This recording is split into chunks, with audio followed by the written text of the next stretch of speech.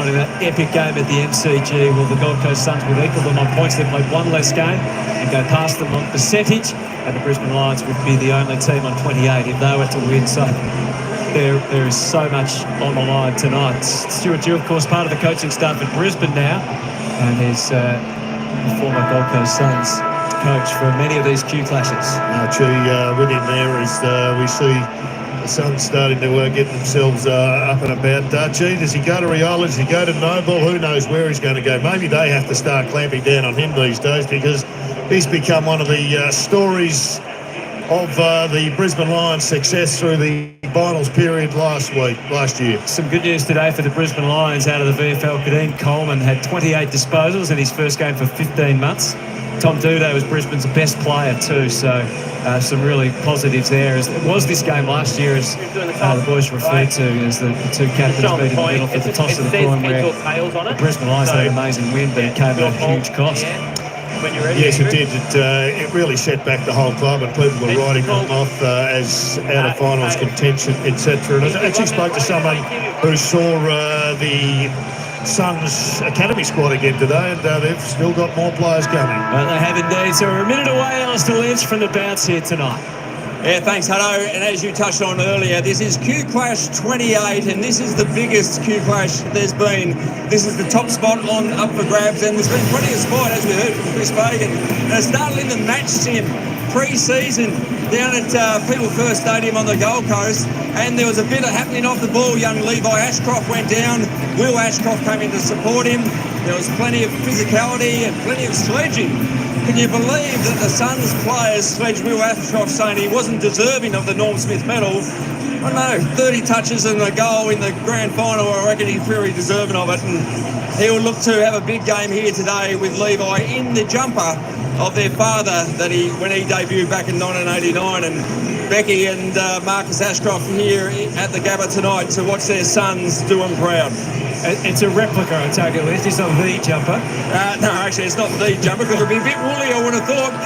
And this is where the Suns might be a bit dirty, because Will Ashcroft was a Gold Coast Suns Academy player as well, and dropped out of there at 14 once Marcus didn't get renewed as the footy manager, so that was a bad blue.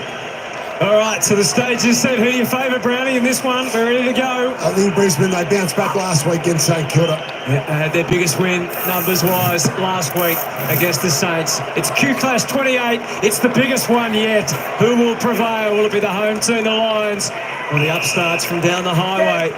First hit out went to Jared Wicks, but it went straight down the throat of the Lions. So it's one to disadvantage early. Well, no one's had more hit-outs than Jared Wicks this year. He was solid last week. He really did drive them.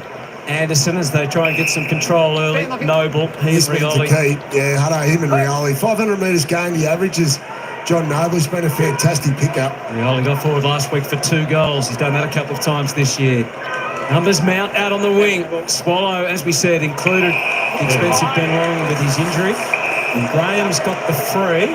Yeah, he was taken too high, Hutto. Clear decision, and straight on it was the umpire. Got the whistle in early.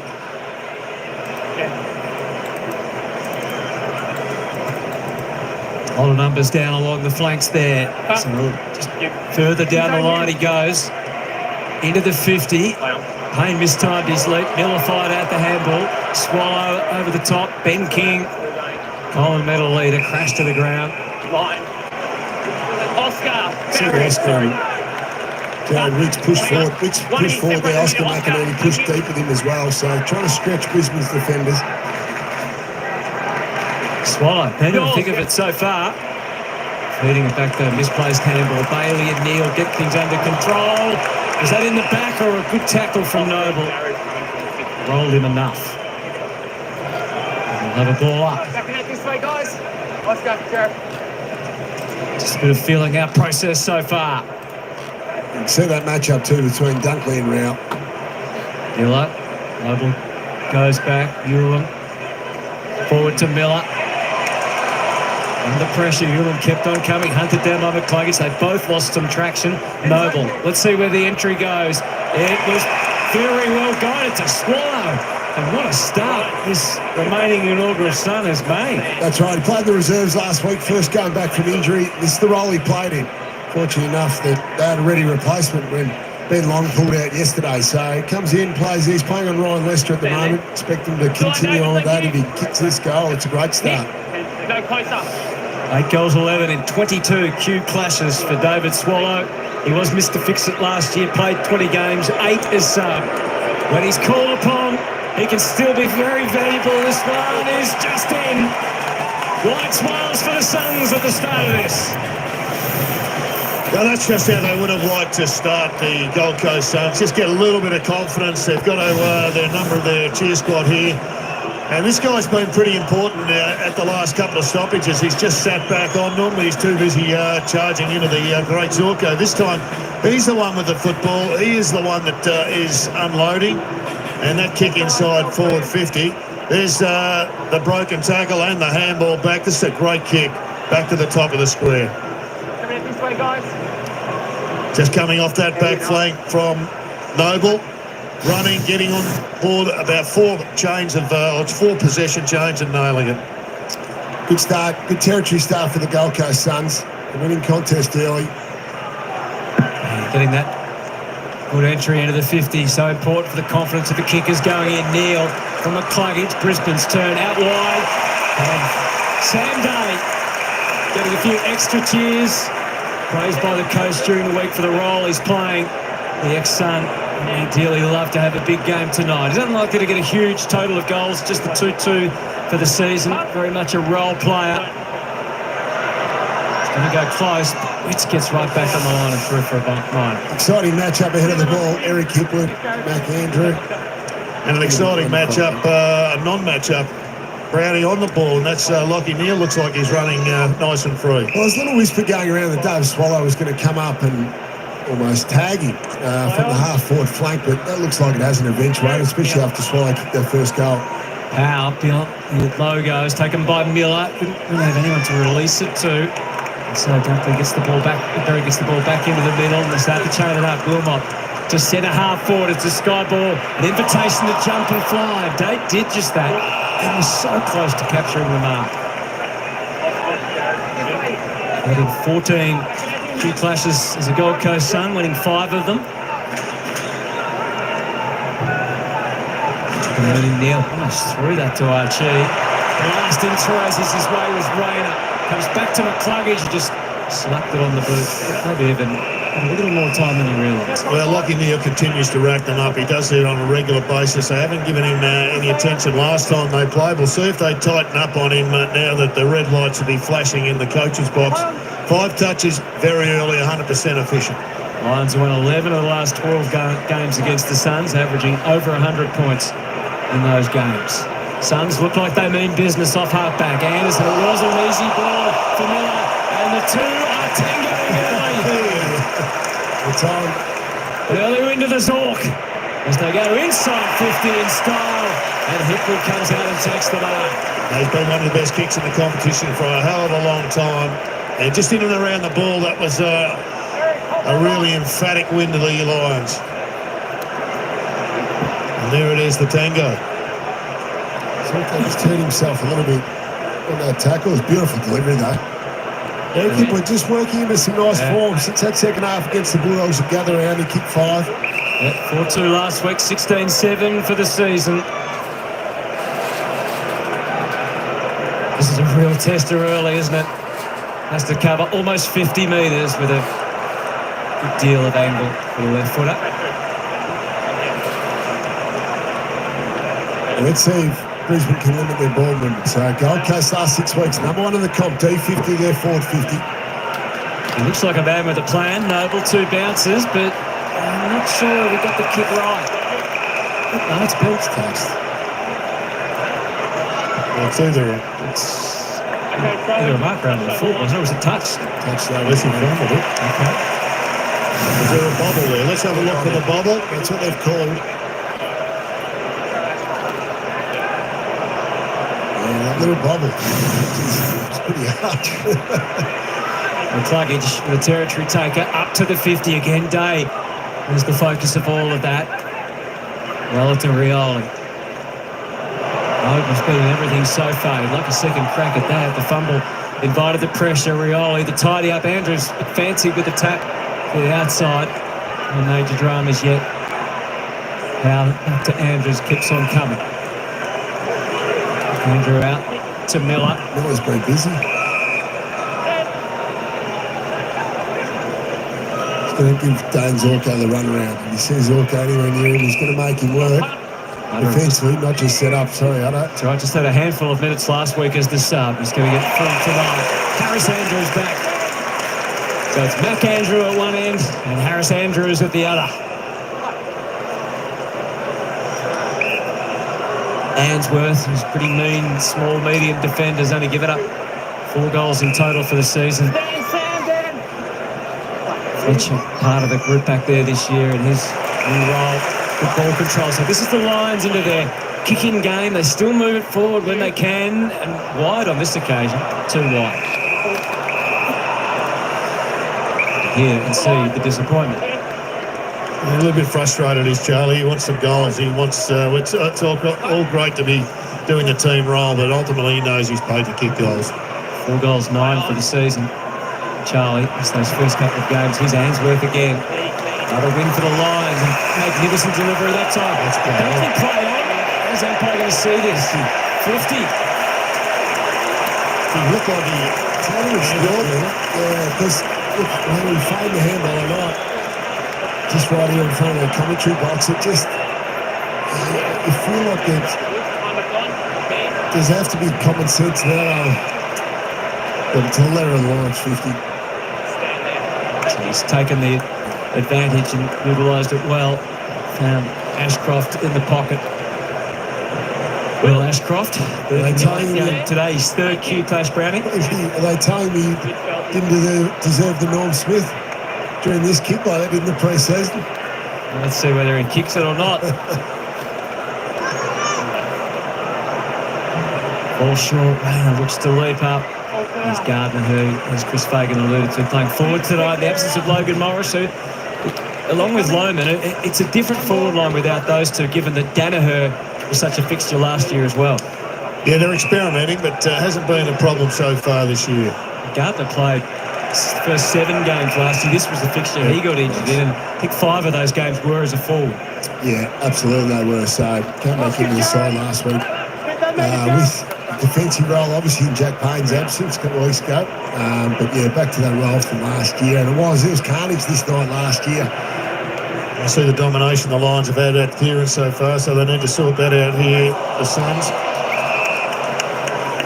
I think Lincoln McCarthy might have did his knee the corresponding game as well last year as Darcy Gardner. Yep. Just a lot of injuries for Brisbane that night. It was a pretty courageous win. And of course, Logan Morris came into the team, didn't he, before the game, famously.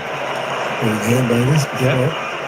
Jeffrey, who settled in across half-back so well to Anderson, to Flanders. He hasn't had the midfield time he had last year. Become more of a weapon for them scoring-wise. They come undone, though. Leicester back into the maze. Butterick, Rao. Is there a way out for him? Neil made it as difficult as he possibly could. Rao just butters up and goes again.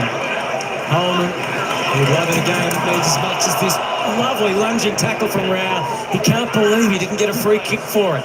Neither can I. Yeah, me either. Just back into the power direction and had the handcuffs put on in the escape, but the footy goes Brisbane's way. Surge kick from the cluggage. Collins has 10 metres. It's about to become 5 and then 4 as Gardner closed. He got the kick away in the nick of time and he had a good target out there, although Witts didn't mark the big O with the big soccer. Now, Flanders. In fact, Jeffrey decides to revise his original decision. He's down the line, but Swallow back to Rao. Up and under kick. Miller. And comes off hands.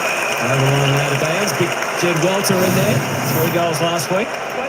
Let's have another look. He's got it. He goes again. That's a free kick, 100%. He's got a tackle. Yep, 100%. Umpire Damien Harvey. Yep, he got it right. You mentioned Jed Walter, Hutto. Big role for him. Is it Harris Andrews, one of the elite defenders of the competition, his direct opponent. Last week, I think his 3 goals came from a couple of free kicks in the downfield, which certainly helped. All the way out there for Ainsworth. Jared, out that way. Through the path. Balls So we've gone 12 minutes in the opening quarter. And it's all for one goal for the Suns, 3 behinds for the Lions. Ainsworth playing it back out. Miller spun at just the right moment to elude Bailey. Out and then back in again. Spinning Fletcher. The run. Oh, Zorko got pushed as he kicked. That was ticked off. Or was it?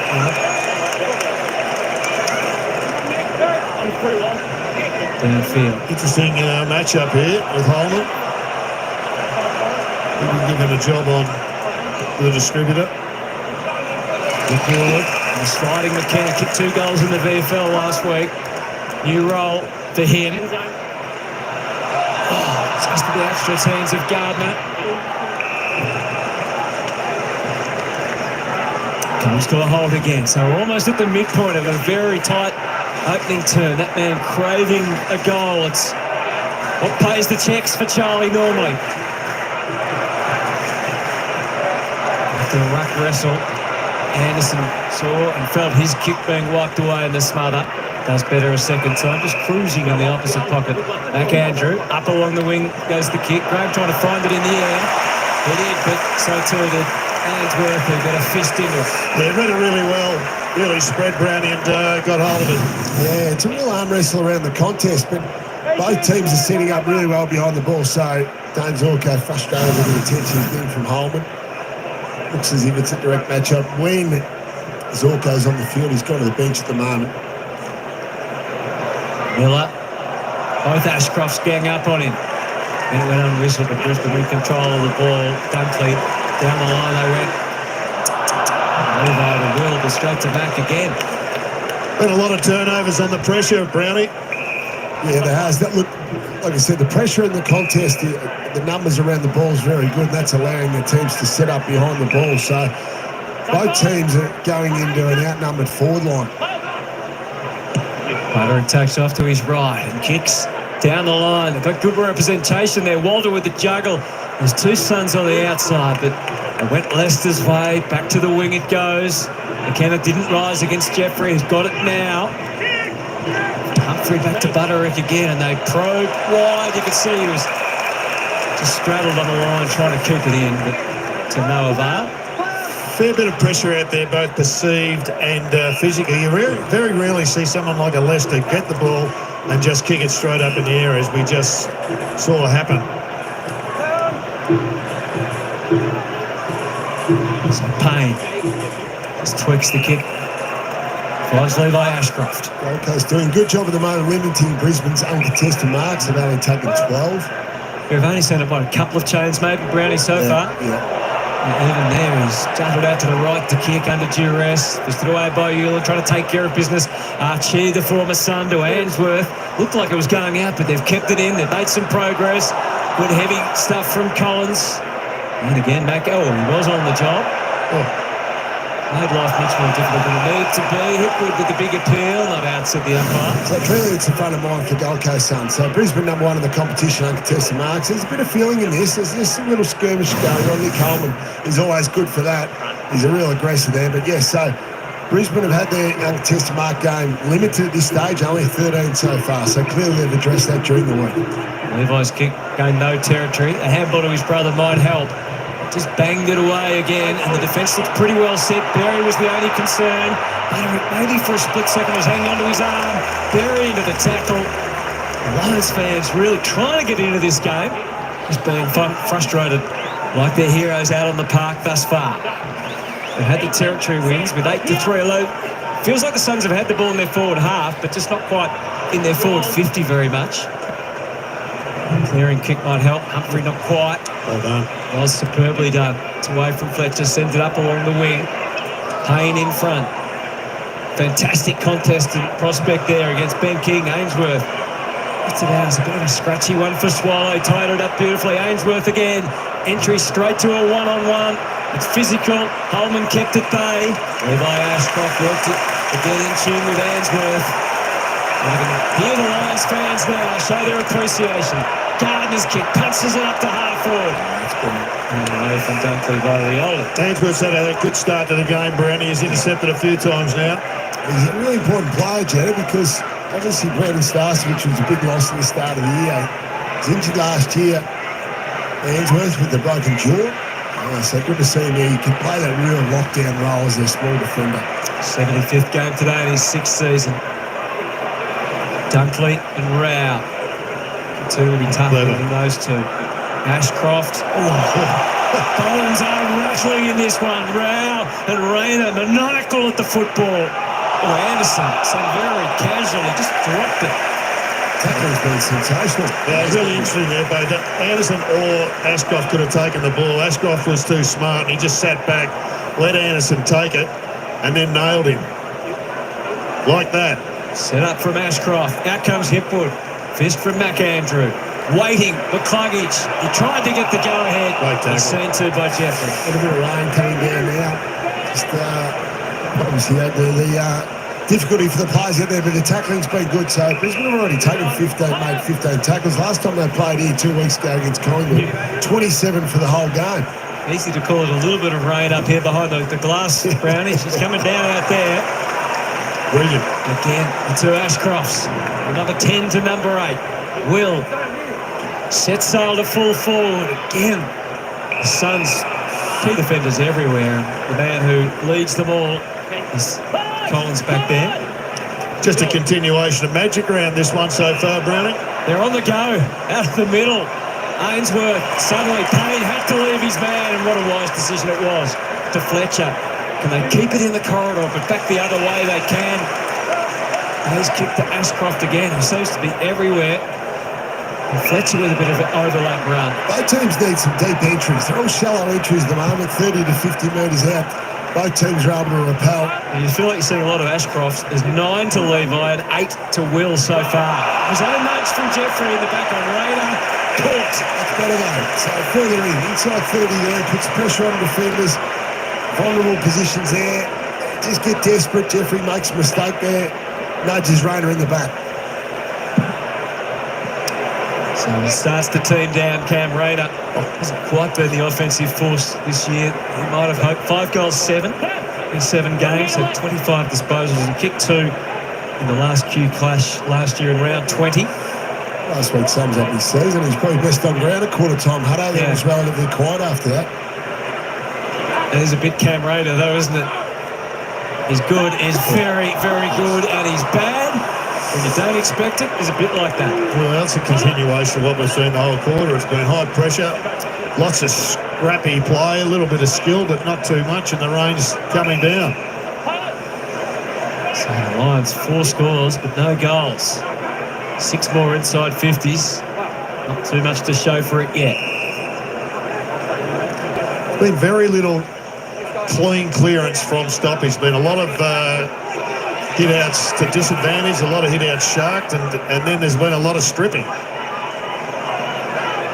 Aderick waiting to receive the handball. It came his way, but the opposition. Yeah. Getting first possession is one thing, but getting it outside is really difficult at the moment. Absolutely, Jeddo. Oh, the pressure, the intensity around these stoppages is enormous. Now with a little bit of rain makes it even harder.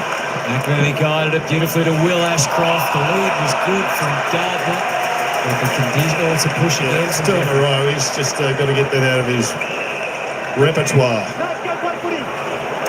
So Darcy Gardner. To bring the brolly, Lynchy. I'm well and truly under it right now. To the square. Day was right at the back. It never quite arrived. Rayner into his tackling game. Body strewn everywhere. It's going to be a familiar sight tonight. Power to Anderson. And the Suns captain kicks to 3 one-on-ones essentially. Andrews left his man, defended away to ground. Look at Neil. Shrewd little handball to Fletcher. Couldn't gather it. Humphrey up in the air. Neil follows up again. Restores order. Kicks them inside 50. Almost the juggling mark to Berry. Anderson employs the torpedo. We're not going to complain about that. It is the highest of high balls. King made a contest. Walter has the goals ahead of him, but he's got to get the done. Sharon first. The Ducks are almost falling down. He's fighting on. He's scrapping. And he's overwhelmed in the end. Brisbane got back really hard, Gerald. They've been fantastic because they've gone up all the way to Gold Coast for the stoppages, but they've charged back desperately, Gerald. Yeah, I thought they did great work there just to get back, cover that loose ball. Gardner from behind. McInerney at the front. Berry seemed to be held it out. Play on was the call numerous times when the whistle could have blown. Lana got taken care of by Anderson. He's amassing the disposals as well. That's up to 11 for Noah Anderson. And the Suns with a bit of control. Looks like Jake Rogers, the sub for the Gold Coast Suns. He's got the jacket off. He's about to come into the game. Not sure who's off as yet. Might be Lockie Weller. Keep an eye on that. Walter made the jump. Humphrey off the pack to Flanders. He straightened the ball up, tossed it up to suit Ben King. There was a shove play on. Walter crashes into the ground again. Jack Payne's been sensational. He's been sensational. He's played in front of Ben King. Ben King's leading the Coleman medal, but he's been aggressive. He's come back into the team. Good time for him to come back into the team. Soccer by Ainsworth, it just pings around. There's danger in all of that. Wilmot tries to reduce the peril. But the mark is taken by Flanders. Suns with the only goal of this opening term with 2.5 minutes remaining. Back to the front of goal again, and Witts had a real opportunity, which is now passed. Fletcher, Andrew, politely back to Flanders. They're on repeat. Again, to the goal mouth. Lions defence seemed to be set and ready. Graham, can he shake off Fletcher? Partially, the handball around, put the head down. Yeah, that should be a free kick against. He just ducked his head. Let's have a look at this tackle on Ashcroft. Gets him in the head. That one looked very accidental to me, but if you duck your head, you're gone. It is not easy to get hold of the footy. So we're not sure as yet what the issue is. It appears to be Lockie Weller's gone down. He's off injured. Dan Rioli's gone down the race, and Sam Day for the Lions has gone down the race with the doctor. He might have a busy night again, Lynchy. Miller had to shake loose, but couldn't get any contact on the kick. So it just bubbles around. Bailey Humphrey to Witts. Holding with a breath. The big ruckman, lefty. Brownie, we highlighted it before the game. The great strength of the Suns was just kicking the short ball into their forward 50, and yet tonight they're just bombing. Look at this, Sorko with a clear passage to half back. The ball to Charlie. They're under a huge amount of pressure from Brisbane around the contest at the moment. They haven't given up the scoreboard though. So, yeah, still Gold Coast the only team that's keeping going. Lions trying to change that. Cameron flighting one to half forward. Wilmot, boys beyond his years. Back from Gardner to Cameron. Back Andrew again. Oh, he took the mark. Did he march on? It certainly appears that he did. You can play it all you like. You play forward of the mark. That's what's going to happen every time. It was a great tackle in the finish. He could have slammed him, but he just kept him above. So Hipwood to wear the numbers. Now multiplying. Collins with the spoil. Neil knew he couldn't get a shot in. Miller will be happy just to hug it. Just an update on those injuries. Sam Day has been subbed out, so we're not sure what for yet, but Will McLaughlin, the sub for the Lions, has come in. It looks like it's a hamstring, though, for Sam Day. Oh, what a shame. His career has been just littered with injuries, and here he is up against his old team tonight. As Chris Fagan said, a team that didn't want him at the end of last year. More than a decade. Holman spins it outside 50. Humphrey crashes over the ball. Putting himself potentially in line for holding the football out. And that's exactly what has transpired. Much harder with all of this, isn't it? The technique in the rain to get it right. I guess he just found it challenging, Hutto, to get out of those stoppage situations because Brisbane's not allowing them an outnumber. So they could chain out. Even though it's starting to rain, that obviously would have been their plan coming in. So Brisbane wary of that. So they've gone up all the way into those stoppages. 3 goals won this year. Jared Berry, 6 goals 8 last year. Not a huge goal kicker. But certainly an experienced player and capable. So the siren sounds for quarter time. And the Brisbane Lions have not kicked a goal in the opening term. They have now. Even if that doesn't carry, it's going to be 50.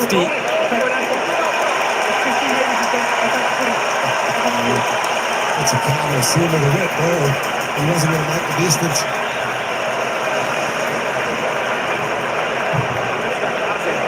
Must stay out, must stay out.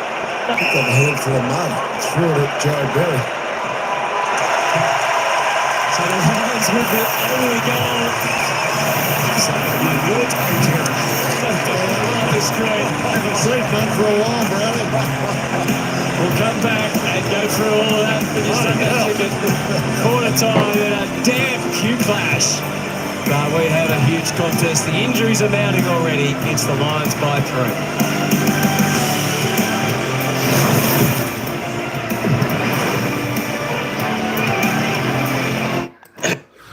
All right, quarter time here up at the Gabba, and what was that all about? What was that all about? He wasn't going to kick the distance after the siren. The umpires called for 50, put him on the goal line, and he slotted it through. I think the Gold Coast Suns threw mud at him from the... my gosh, what was that, Eddie? Gee, did he throw mud at him or something like that from the mark? We'll hear a little bit more about that when the commentators come back, but that was just bizarre. No need to do that. That's just a brain fade. He wasn't going to make the distance. Rain's starting to come down here at the Gabba. Wowee, that was a little bit strange. What a strange way to end the quarter. I'm going to tell you what though, both defences dominating their forwards. Both teams getting good transition, but they just can't take possession in their forward line to put a result. Even that one come from a 50-metre penalty. That's why Brisbane got a goal on the board, or the Suns would have been leading 1-1. Holy moly, that was bizarre. Let me just have a look at the ins and outs. Seems like Day's been subbed out for, I think, for the Gold Coast. He plays for the Gold Coast. It's one of those teams anyway. We'll have a look in a minute. Let me try and track. Sam Day, there we go, for Brisbane Lions. There we go, subbed out, apparently hamstring. Anyway, the ins and outs, which I didn't get to, Jack Payne, Connor McKenna, Will McLaughlin coming in for the Lions, going out. Morris, Lohman, Tunstall, and for the Gold Coast Suns, David Swallow coming in, out Ben Long. There we go. Just a quick glance at the player stats. Let me just reload that up for everyone. It'll be interesting to hear what they said about that. There's only 2 goal scorers, one for each team. David Swallow for the Lions, Jared Berry. I should say David Swallow for the Gold Coast Suns, Jared Berry for the Lions, top disposal getter. Noah Anderson leads the way there for the Suns on 11. Will Ashcroft on 10. Seems to be everywhere over the ground at the moment.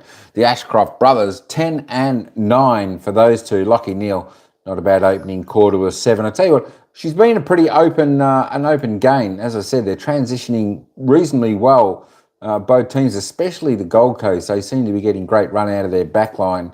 Getting it straight down to the forwards, but the defence of both teams are just holding on really, really strong. Yeah, we're gonna head back to the commentators in just a moment. Addy G, I tell you what, that was bizarre. I think I heard the commentator say he threw mud at him or something. I don't know. Is that in the rule book? I don't even know if that's in the rule book. Holy moly, hey, that's bizarre.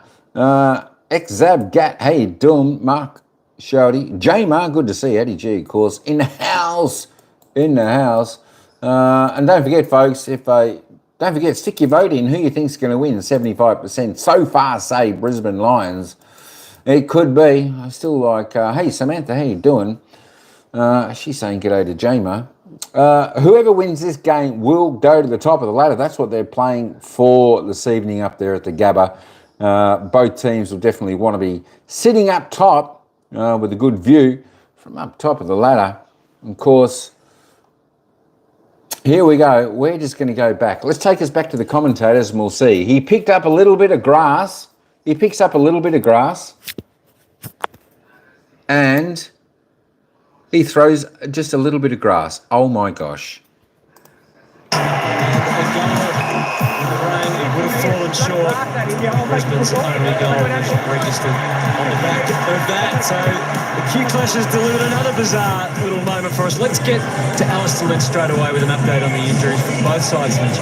Yeah, and we spoke pre-game about how many injuries we had in round 8 last year, but this year we've got off to a similar sort of start. Not ACLs, thankfully. Lockie Well has been subbed out with a hamstring injury. Jake Rogers comes into the game for him. We mentioned Dan Rioli went off the ground. Looks like he's been getting his ribs checked, but he will return in this second quarter. Sam Day He's out with a hamstring injury. Also, Will McLaughlin comes into the game for the Brisbane Lions. Thank you, Lynchy. Both those players, Lockie Weller and Sam Dave, had way more than their fair share of injuries over the years. Some thoughts from Jonathan Brown and Jared Hill. Yeah, well, Brisbane didn't want to allow the Gold Coast to have an extra number of stoppage, Jared, so they won the ground ball, Gold Coast, but Brisbane clearly won the tackle count. So every time Gold Coast got it, they were under an enormous amount of pressure. Brisbane were able to win it back before Gold Coast entered the 50. But then at the other end, Brisbane weren't able to score. So it was a real arm wrestle, especially around the contest, Jared.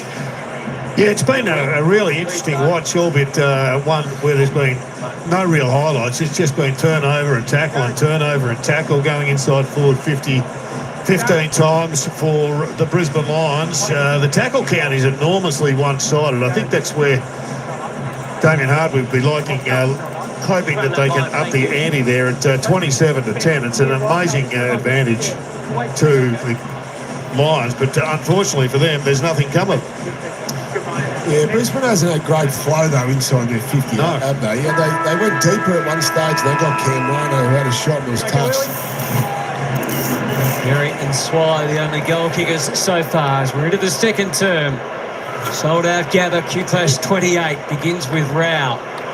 Best centre clearance player in the comp, getting it forward, but straight to Wilmot, who sends it back the other way through Dunkley. There's so much of that. You win the ball from stoppage, you kick it under pressure, and it comes back straight over your head. But you can just see how difficult it is to move the ball. Perfect time for Levi Ashcroft. As you said, Jared, very easy options going forward. Wilmot made it look pretty good in the end of McCluggage, despite the pressure from Rogers, who's just on the ground. And it comes off multiple hands, primarily Hipwood and Collins, and it's out, and there's a bit of niggle, and it's just bubbling below the surface at the moment, but it could come to the top at any moment.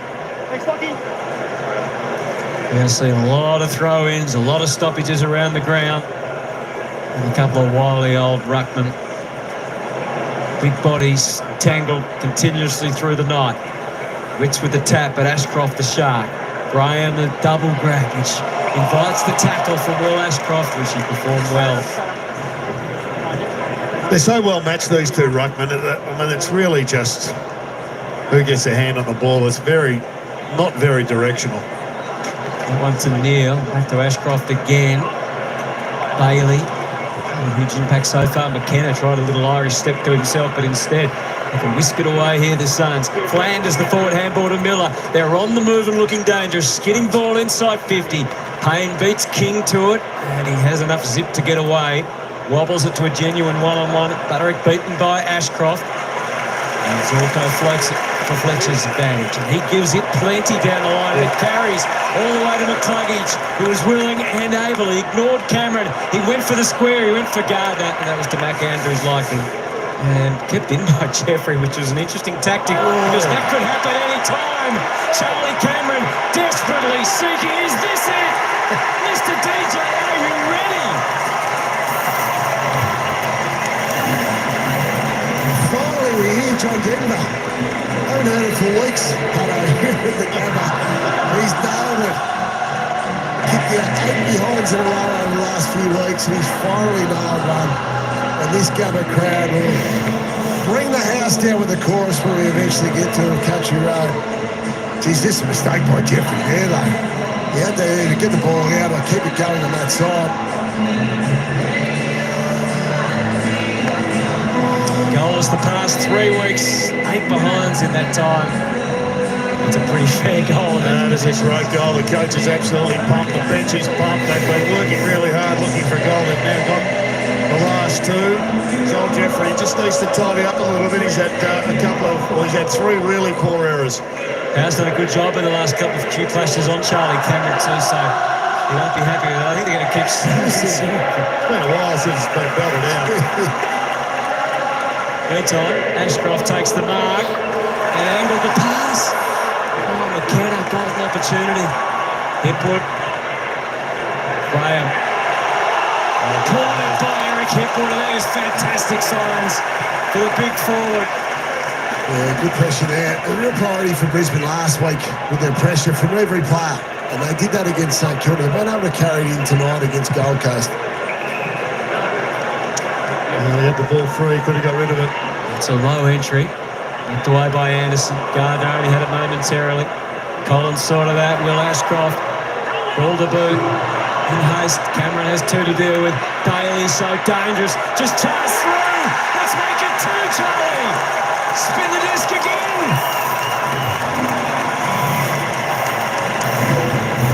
That's an amazing turnaround there by the Lions once again. It was just like heading for the line in a game of rugby league. Once Bailey just come charging through, this is just good football. Get it forward. They got the outnumber. Back Andrew, he let it slip through. Come on through. And he did. Just threw the ball in front of Jarling. And he got the result.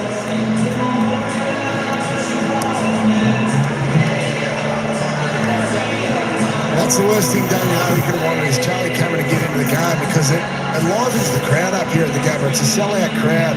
So there's energy now. When we didn't see this energy in the first quarter, Hutto, it was a really flat game. Now the Brisbane crowd is into it, which makes it challenging for Gold Coast. They've got to stop the flow now. They need to win this centre bounce and get it forward. But good work for Charlie Cameron. Dominated this term so far, the Lions. That's 3 goals in just over 5 minutes when you count the one at the end of the last. And it's coming in again. And quickly, Archie barreling on through. Dunkley's turn. Gold Coast defending as quickly as they can. Gardner as the ball spewed his way. Yeah, you can feel like a wave just coming towards you here at the Gabba. We've often spoke about the centre bounce, how important they are. It is a shorter ground. Jeffrey, who's aerial led to the first, bangs it back up to the wing. Fletcher had a good sight. McInerney still spoiled it because he had some ground crew, elite ground crew as it was. Neil to Levi Ashcroft. Archie along the line. Miller. Reinforcements arriving just in time for the SUNS. Harris Andrews kicked it away from Walter. Butterick couldn't keep his feet, so Andrews panics. Forward handballs galore here. McCluggage up to the 50. Collins didn't really make it to him in the end. There was confusion and a bit of jumper being held at McKenna. And another opportunity coming up. He pushed his way forward into that front spot. It must have just been grabbed on the way through there. He reached around, Jared, and just grabbed him by the jumper. Okay. John Jeffrey again. Yeah, he's having a bad night. He needs to maybe just put a bit of time in on the bench and settle down. He's been involved in almost every score for Brisbane so far. And he had a ripping game last week too, Joe Jeffrey. Redeployed as a forward. A couple of goals in the VFL behind him last week. And now one wherever it is.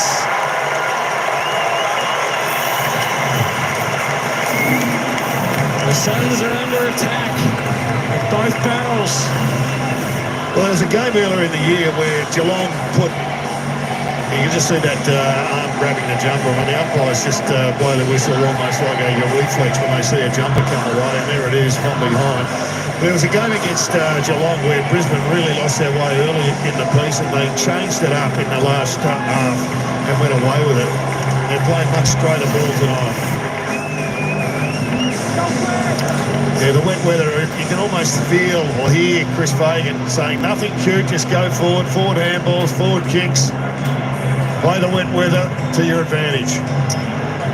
3-1 the clearance this quarter. So they need to get to work the Gold Coast Suns midfield. Experience in there.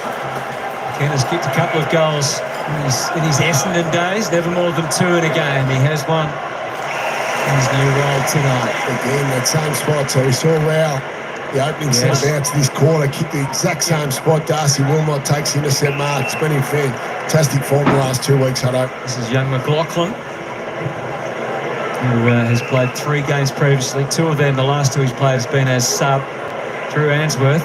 And so the switch is fully affected now. Harris Andrews. A good shot. You can see what he's got in front of him, and it's not much. So he goes sideways.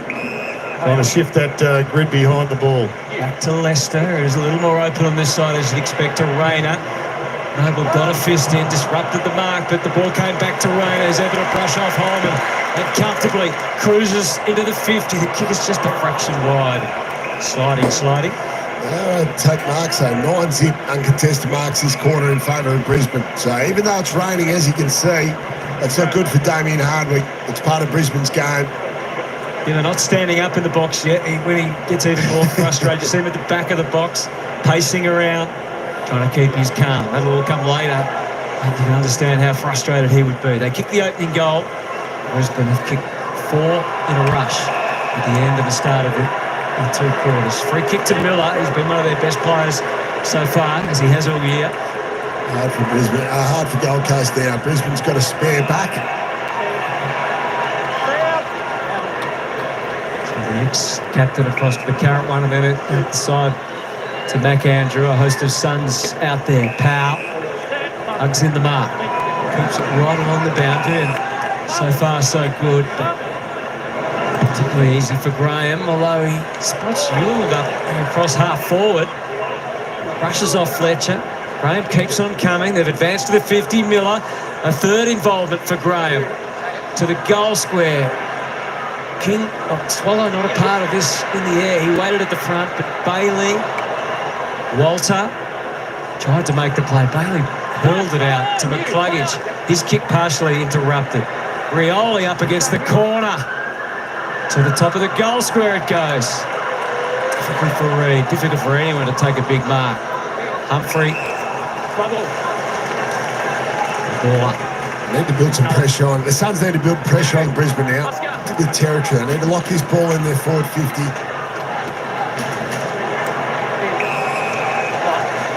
Jared, Oscar. Thanks, Ben. Well, everybody stutters everybody else's ruckman, and he loves the left-hand back. Hook back inside, does Jared Witts. Cluggage, though, read it off the fingertips. Kicks it back to the logo on the 50. Mac Andrew pops up. Oh, what a kick. He's a wild card. Sometimes he's just wild, but he can go forward and kick big goals. We saw him do it after the siren last year. He's been a defender this year, Browning, and he still is tonight, but you never know what you're going to get. Great to see. Opportunist goal, wasn't it? So he came up with the play, and that's what happens when you get the secondary stoppage. Your attacking defenders can come higher. We see Rioli there in the picture as well, so those guys are playing half back. But they identify, okay, got to get to work. Brisbane have put a lot of numbers around the contest. First goal of the year for Mac Andrew, and what a goal it was, both in its difficulty and its timing.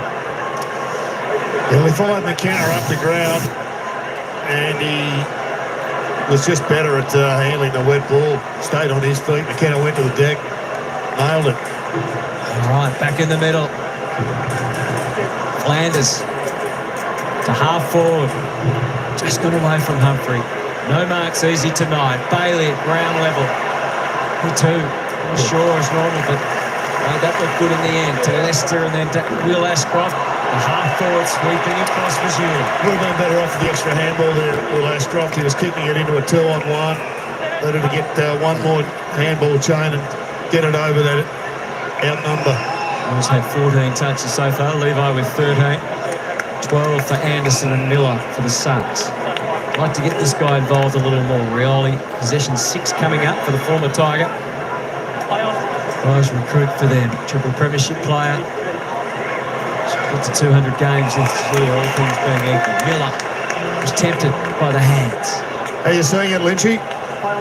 Oh, man, it's wet and very slippery. And, yeah, as you said, this man needs to get involved. Get back to you in a moment. Cut off completely by Fletcher to Humphrey, to Ainsworth. Tapped it to his own good. Mac Andrew. He couldn't do it again, could he?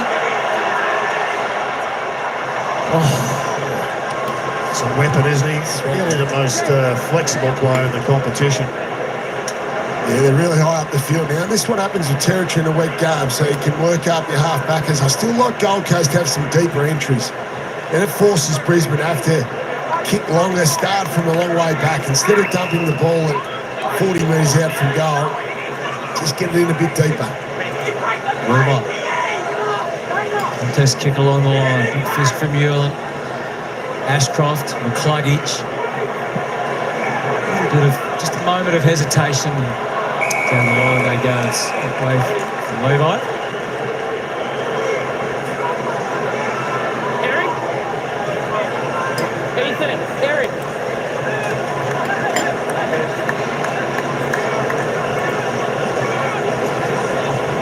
So the margin sits at 15. People doing some rope work against Reed. There with a big locked-on tackle. Lynchy ironic, it's Matty Rouse, it's his sort of night, yet he can't get near it. Just one touch this turn. Cluggage to Levi Ashcroft again, centre half forward. McAndrew out of his reach even. Rayner oversteps.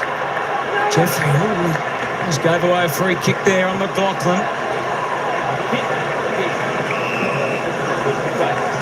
A few nervous glances towards the umpire whenever the pack mills up. They're not quite sure what the call's going to be. Charlie's drifted back to the goal square. Power with a watching brief still.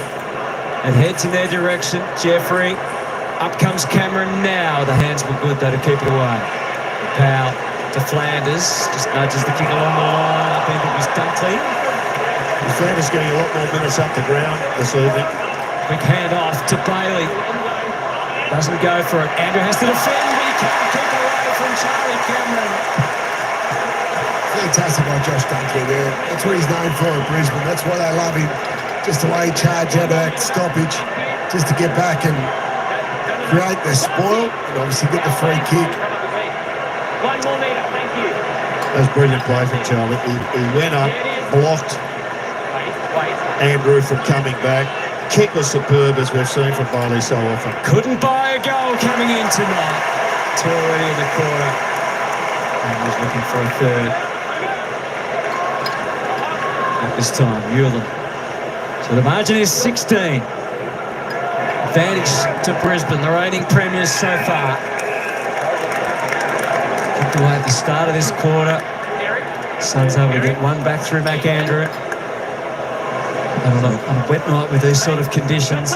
With Sam Day off, Eric Hipwood has to have his go in the ruck. Ethan Reid up against him. Follow up from Hipwood. Good support from Berry. Saw a way through to Will Ashcroft. Cluggage, back to Ashcroft again. Haphazard kick forward, not a mark to Rioli, so that made disposing of it difficult. Look at the clean pickup. Flings it to the inside to Anderson. Rioli's still running, he'd love to get involved again. Ainsworth, though, goes longer and quicker to full forward. Ben King hasn't been a factor so far. It might be there some holding. Is it King or Walters' ball? It might be Walters. King was out the back. The best transition footy we've seen from the Suns all evening. Yeah. Deeper entry too, Jared. Yep. Puts the defenders under pressure, doesn't it? Harris Andrews, even though he's experienced, starts to grab.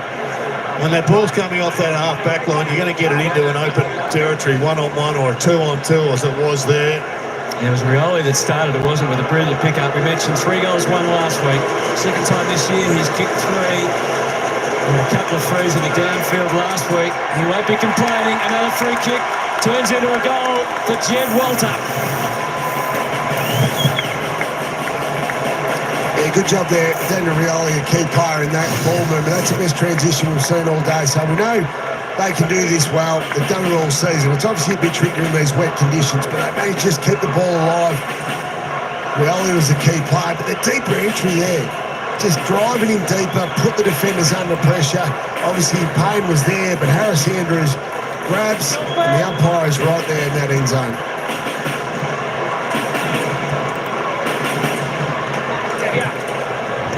It's amazing, Brownie, isn't it? So as experienced as Harris Andrews, he had pain there, and you wouldn't have thought it was necessary, but... That panic. Yeah. Good finish too. So they're back in the game now, the Gold Coast Suns. Starting to compete around stoppage. They get a centre bounce a bit deeper instead of dropping it half forward.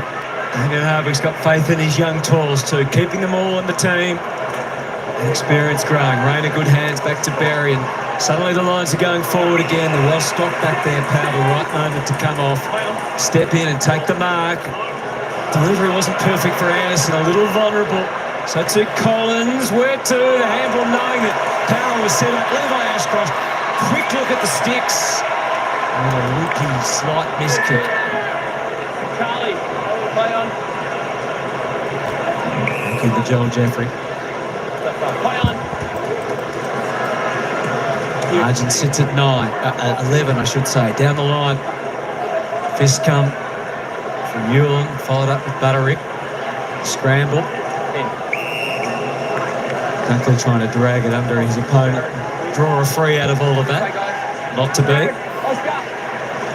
So Brisbane now, they're conscious of Gold Coast being able to chain out of here. So they're evening the numbers around stoppage again. Witsy goes in, puts a huge tackle on.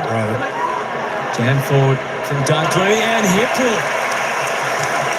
Well, there's a bit of a squirt out from the stoppage, but the line's on top in that one.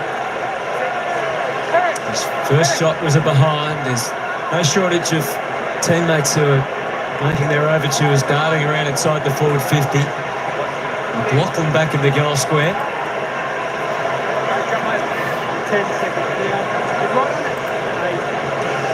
Charlie or Rayner still keen if What cool play on here. some crumbs to be had. Starts his move in. That's enough for the umpire to not call play on. Eric Hipwood on a wet night at the Gabba. Has he got 55 metres in him? He launches, but he's seeking that extra yard or two. He's off the mark. Lynchy, would you consider putting Matt Rowell onto Lockie Neal, given that Matt Rowell cannot get near it? Dunkley's got control of that matchup at this stage as we have the score review. Umpire's call is absolutely, no score. Jetta. We please check whether it went over the behind post So or just not. here there as I make the assessment, the soft call is no score, but absolutely, Matt Rowell's getting plenty of attention around each stoppage. Yeah. So yeah, mix it up just to free him up, because like we've seen him in some games against the Lions, they put a lot of time into him and make it really difficult for him. So any sort of change would be good for him. Well, it creates the 2-on-1, and he's not getting a touch anyway. He might as well stop Neal from getting them. I'd go to McCluggage. McCluggage, That'll do. He's just one of them. You're spot on, Jared, because Dunkley's obviously been able to get into round the last few occasions. So just help him out. Looking at these angles, there is insufficient evidence to decide what side of the post the ball went on. Decision on scoreboard. Rao averaging 25 disposals and 7 tackles during the season. Yeah, one touch this quarter, Hunter. That was a point. Are you going to get on the From my nine? vantage point. They need to go up to me. In your own honest opinion. Absolutely. I wonder if it's going to be a one-point thriller at the end. Oh, jeez. Could well be. Noble Sure. takes off. Zig Gonzaga at just the right moment to get a few extra metres, and they all count tonight. Reid almost drags it down. Here's Zorko. The blind handball went straight to Buttery. He was gung-ho with his handball to Reid, upended. That'll be downfield. Free kick Real grabs out. That was Reid's first touch. to Miller. Out wide. As I said, Graham was expectant. Ben King has not had a touch so far. Walter just lost track of the footy. It found him. Bobbled off the head. Ainsworth Good hands. to Anderson. Now Rioli in the pushing side with Bailey. Couldn't escape the clutches. And all of a sudden, Brisbane turned defence into a threatening offensive move. Cameron up on the wing. 11 touches now for McCluggage in this term. He's dominating. Waiting till things form up ahead. Back Andrew out of nowhere. The long arm. Jesus, a pick up this bloke. He can go forward. He can play centre-half back. It's cold here under the kids down on the Gold Coast, Jared. Yeah, he would be. No one wants a selfie with Mac Andrew. Even if you don't follow AFL, everyone knows who Mac Andrew is on the Gold Coast. Jared, hold the meter. Yeah, McInerney and Wits. Rayner trying to get the go-ahead possession. Instead, it'll head the other way. He was trapped. 6 minutes remaining in the second term. Kick start with a short, and then a little longer back into the middle. Jeffrey, attacking inclination, out wide to half forward. Graham was set. free kick, Brutal back out, contact. Buttery takes it anyway. They've breached the 50. Hewlands, top of the square. Walter had it knocked away by Leicester. Through Holman, it's back over the line out of bounds. Well, they've only gone inside their forward 50 on 6 occasions, the Suns, but they've looked dangerous each and every time. There's that free kick. Don't engage early. I like the entries though, Jared. Yeah. Deeper entries, making it harder for Brisbane to take it from one end of the ground to the other. There's plenty of space when they get it in there because most of them are coming off the half back. Landers had it only for a split second. Rao, Dunkley never far away, and again a faulty handball. Crumbling under the pressure, Mac Andrew is the reinforcement. It allows this, so it allows Mac Andrew to set up behind the ball as that spout. Very difficult to get past him. Things cleared up a bit this quarter down there, Lynchy. From a weather point of view. Back to you in a moment. So, we saw him being very busy there. Talking to our producers. Good to see them doing some work as the ball comes sweeping off half-back. Ashcroft, Noble hunted down.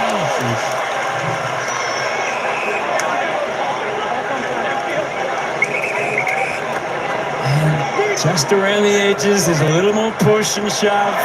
And a little more. It's a cute clash after all. Ball down the line, sharp bounce, row. This time it's McCluggage who's wearing him tightly, but Tolman comes off, ready to go off half-back. Rioli floats it up to half-forward from the side. Walter imposing in the air. Which way is this going? It's going the way of Wits. Finishing the quarter better. It's holding against Reid, or in favour of Reid.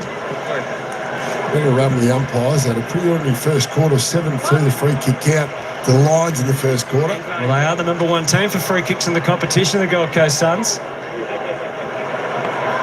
Humphrey. Flanders trying to get the setup right. Noble. 2 minutes left. Dunkley is ready for him. He gets back over the line, getting out of bounds. He's having a game, Brownie, Dunkley. Yeah, he's been fantastic, hasn't he?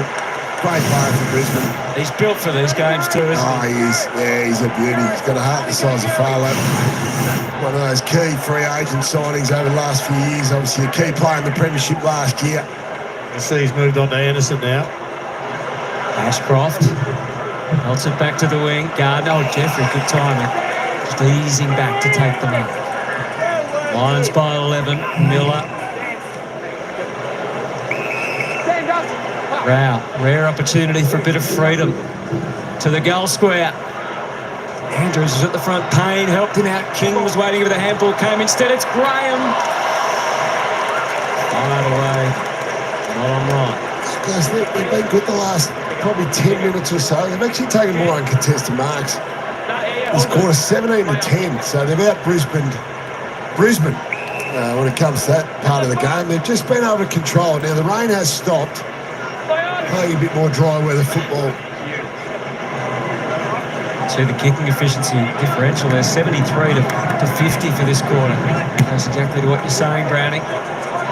Sky ball from Gardner. Johnny Noble again. So I think it's just helping them get into better positions, Hutto, when they do attack their 50. 30 disposals last week, John Noble. Career high, 25 disposals. That's 5 more per game than he was ever able to produce for Collingwood. To Anderson. They're just picking their way through here. Under 3 minutes. Flanders to the outside. Butterick now. Spreading things further afield. Can he connect inside the 50? He's had to search long and wide to find Ethan Reid. And he's taken the mark. He wants the next one. And it's on. And it's Miller.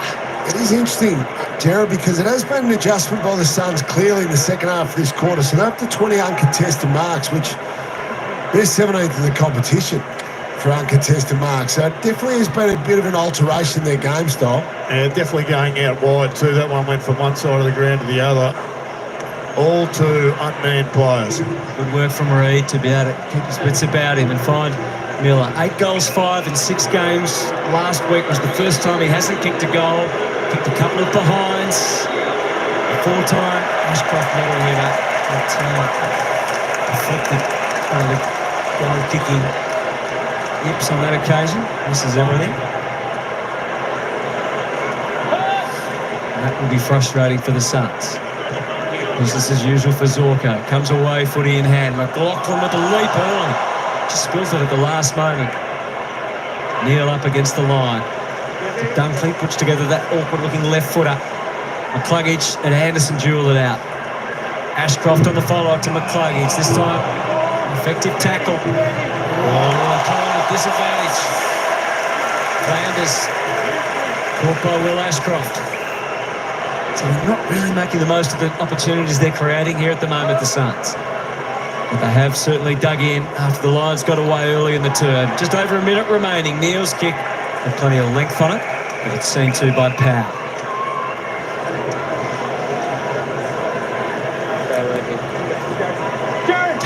Damien Harvey, always a good watch. They'd be a lot happier the way the back end of this quarter's gone, though, Hutto. No question about it. Looked in trouble early in the quarter. Brisbane were all over them territory-wise. Look at the body language, though. The arms firmly crossed, steely eyes. He's relatively new to this Q clash, but he understands how big this is. Both in the rivalry, but also in the context of the season. This is a club that has started well regularly over the years and then fallen in a heap. Yeah, I think it's their first real test too, Hutto. I guess if you look at the opposition, you can only beat who you play against, but yeah, their opposition hasn't been as strong as, say, Brisbane's opposition. There's no question about what tonight brings. Anderson brings some territory. Miller. And Answorth. Don't see Lockie Neal fumble it too often. Mills had 11 touches this quarter to match McCluggage at 0. And Will Ashcroft another 10, so he's had a huge night. 20 disposals. Norm Smith medal winner. McCluggage has had it again. Inverted torpedo in the end.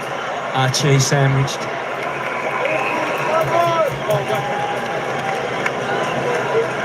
Former Gold Coast Sun.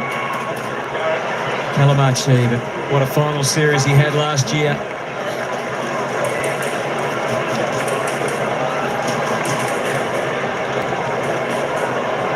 38 seconds. How valuable a late one would be as they got on the siren into the first quarter. Was that a handball from Powell? Ashcroft again. McCluggage, as if he hasn't done enough damage already. There he is, Archie. They're going to spin in the right way. Well, nearly a late one there from Brisbane, and Johnny Noble's had enough. It's just settled down. He just wants to kill the time here. Good pressure on the last line there by the Suns just to kill that goal. Ben King comes well up the field to give them the target on what they're hoping will be the way out. It still might be. Ainsworth delayed the handball to Miller, put them back on the back foot, and the territory would be simply too much to overcome.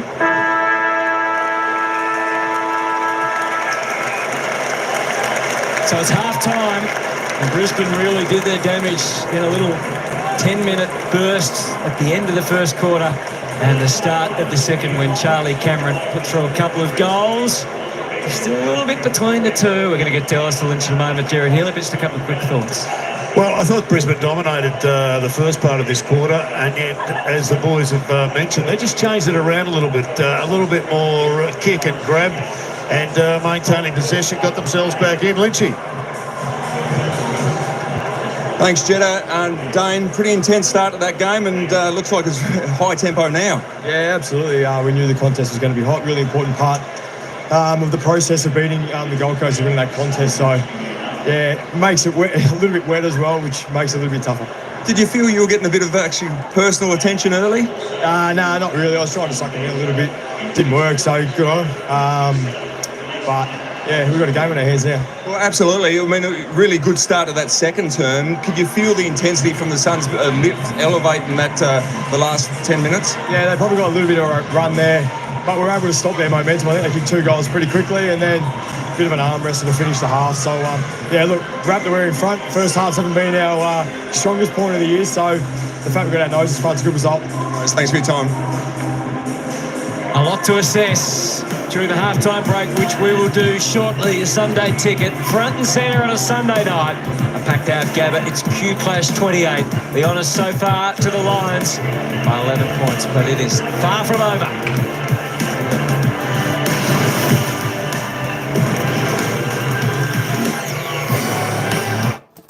All right, we'll be back with the commentators in just a moment, folks. Hey, Samantha, how you doing? Sheila, mate, cheer. Mega love shout out. Good to see you here. Shouty, hope you're doing well. There we go. Yeah, I missed that. I missed the gold. Oh no, I missed the Giants Sydney game. Sydney won that one. Sydney won that game. Let me just refresh my memory. I'll let you know that one. Sydney won 87-73 in that game, and of course, the other game today, 65-point winners was Hawthorn over Richmond. Whew, tell you what, this is a tight old game. This is a tight old game. The Lions 4-8-32 leading the Suns 3-3-21, just 11-point margin at half-time. The Lions sticking on 3 goals for 2-2 to the Suns. The rain came down. Tell you what, came down, made a little bit slippery, but the rain stopped. So even though the rain stopped, it's still going to be dewy and slippery out there with the yellow ball out there tonight. I tell you what, the Suns have definitely had their opportunities. They've been inside forward 50. It looked to the eye a few times. The Lions' defence holding up well. And that being said, so is the Suns' defence. There we go. Charlie Cameron's having a field day out there in that second term. Let's go and have a little bit of a look at this. Actually, if you want to have a look at the live ladder, this is the live ladder as it stands if the game stops now. If the game stops now, there we go. Brisbane will be on top. Gold Coast 4th. Collingwood 2nd. Hawthorn 5th. That's the ladder prior to these teams playing. That's the live ladder. It could change. It could change. Of course, those positions could swap if the Gold Coast get up. Let's have a little bit of a look at the stats before the commentators come back, because I'll be back to give us a little bit of analysis on the opening half. Charlie Cameron finally kicked a goal. He's got 2 after 8 behinds in his last 3 games, 6 kicks, 2 goals, 1. Tell you what, he brings the crowd to life. He gets pumped up when he kicks the goals. Good on you, Charlie. Connor McKenna's got 1. Jared Berry's got 1 for the Lions. Of course, for the Suns, Jed Walter and David Swallow and McAndrew have got singles. McAndrew definitely, I feel, is the best player out there for the Suns at the moment. Tell you what, he's a bit of a star, McAndrew. I think he's exceptional in defence, and I think he could be fantastic up forward if wanted to go. Will Ashcroft tops the table. 21 possessions in a half of football. Hugh McCluggage, hey, don't forget your luggage. He's on 20 also. That's some high numbers up until half-time. Wow, we both had 5 clearances, both playing terrific games. Tuke Miller, the best for the Suns, on 19. Levi Ashcroft going about his work really, really nicely on 18. And I like the way John Noble's taking the ball out of the back line there for the Suns. He's up to 14. Let's just roll on down. Dan Rioli, he lifted a bit there. He's up to 12 possessions. Lockie Neal up to 12. I wasn't sure whether they said Lockie Neal got subbed out. I missed that. So we'll have to see whether he's actually still on the ground. McAndrew up to 10. 1 goal, 1 off his 9 kicks. There we go. We'll come back to the stats in just a little bit. Let's head back down to the commentators as they give us a little bit of a analysis on the opening half. Speed, it is 4-8-32 to 3-3-21. 11 points the difference. Alistair Lynch and Jonathan Brown. The Suns certainly up the ante late in that quarter, so looking forward to the second half. Yeah, absolutely, Hutto. And the rain has stopped, thankfully, here at half-time. It probably stopped about 10 minutes to go in that second term. But what you need from a Brisbane Lions point of view, if you want to get up and going, especially if you haven't impacted the scoreboard for a while, a bit of Charlie Cameron magic, and he lit it up that second quarter, no doubt about that. Yeah, that's right. The Gabba hasn't heard John Denver for a few weeks, and they got Johnny Denver twice in about 2 minutes. I think they were still seeing the first version when he kicked the second goal, so it's just a continuation. That's great news for Brisbane Lions fans. Obviously concerned Damien Hardwick sitting in the coach's box at that stage early in the second quarter. Oh, absolutely. And when you're struggling to hit the scoreboard, you get a gift like that. Joel Jeffrey just comes one out, and Charlie Cameron very happy. So great to get him into the game. And it looks like the Brisbane Lions were starting to run away with it, but then the Suns sort of improved, especially the way they moved the ball off back half. Yeah, they had a lot of shallow entries, didn't they? So, they're dropping it at 40, 50 metres out from goal. Brisbane were able to repel, but this was their best ball movement, Lynchy. It was really good. So, Daniel Rioli, a key player, with their ball movement, we know. Look at him just charging forward. So, get it back in towards the corridor, and they drive it in deep. And then all of a sudden, even an experienced defender like Harris Andrews will panic, gives away the free kick. But also then, when the rain stopped, they were able to play more of a Brisbane Lions style of game. Uncontested marks. It's a 25-10 in that second quarter, Lynch. It's a bit unusual for the Suns in their style. Yeah, absolutely. They normally run the ball by hands and just run out the opposition. But that's the way they got inside their forward 50 then and got some shots on target. And as you said with Jed Walter, same thing happened last week. A few long balls that put pressure on, got the free kicks, and that's what you need with your big young forwards when they were struggling to get near the ball for the majority of that first half. Yeah, they were. And look, Brisbane were fantastic around the contest. But look, I know they're 10 points behind, but I felt as if the Gold Coast Suns definitely won the last 15 minutes of that quarter. Probably just couldn't translate it onto the scoreboard, could they? No, absolutely. And now, Brownie, you've been busy all winter and summer for that matter. Tell us a little bit about this Toyota Hiluxathon, and you took on some greats of the game. Yeah, absolutely, I did. Unfortunately, I lost the cricket challenge. You'd be filthy on that. Yeah, I was filthy. Harry nearly lost his eye from a Brett Lee bouncer. But we come back. We fought back hard in the kicking. I think we might have been zipping through, and obviously goal kicking was just like shelling peas, Lynchy. Oh, absolutely. On the left foot, even. Look at on the left, no doubt about that. Hey, Ackermanis. Toyota pretty happy. The Toyota Hiluxathon, and Jonathan Brown has got the votes there. But time for a break here at the Gabba. The Brisbane Lions lead the Gold Coast Suns by 11 points, but the Suns are starting to show plenty just before the halftime break.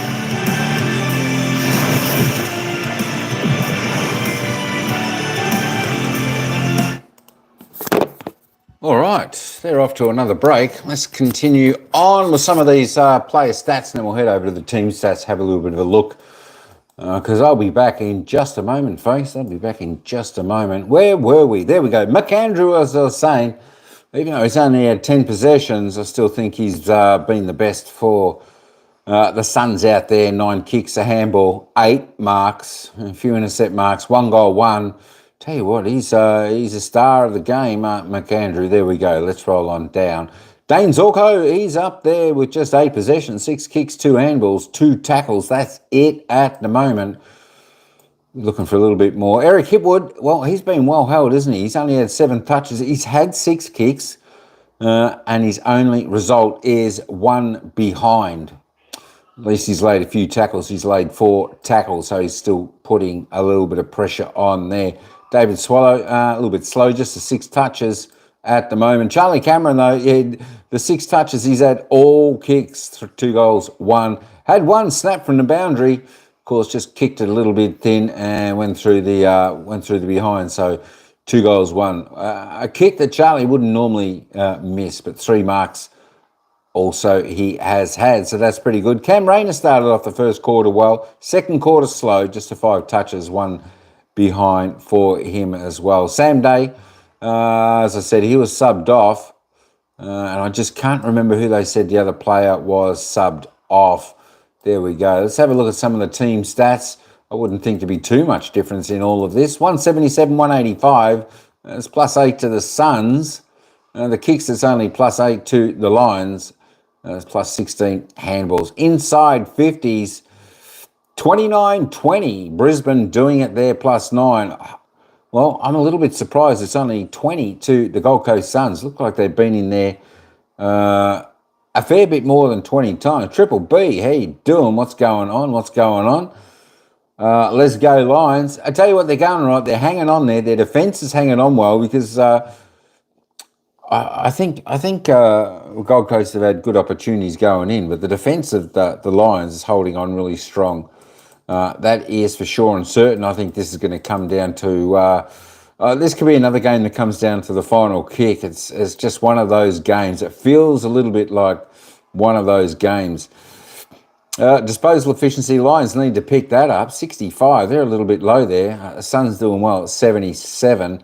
Free kicks, well, the home team, they're copping their chops, aren't they? 13-9. Another team with pretty high average free kicks they draw. So are the Gold Coast Suns. I saw Hawthorn today, 23. I thought, geez, that's high. So I was just keeping an eye on some of these other teams. These other 2 teams here are a little bit like that. But, yeah, not many free kicks. Well, 13-9, but it is pretty wet, so there could be errors made out there today. Impressed with the Ashcroft brothers. I tell you what, they started off on fire in that opening turn, didn't they? They absolutely started off on fire. I tell you what, McAndrew, I'm impressed with him also from the Suns. Going very good. Hit outs, it's just the Suns by 1. The clearances, though, 22-13. Lions doing that well. 5 3 in the centre clearance. Stoppage clearances, the Lions on top by 7 as well. There we go. Contested possessions, Lions, well, they're just doing their thing, aren't they?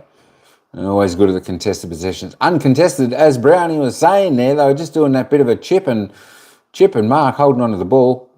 23 plus to the Suns. Turnovers, all pretty tied up, 37-39. There we go. As I said, Stacey in the marks there, 47 to the Suns, 34 to the Lions. Marks inside 54-3.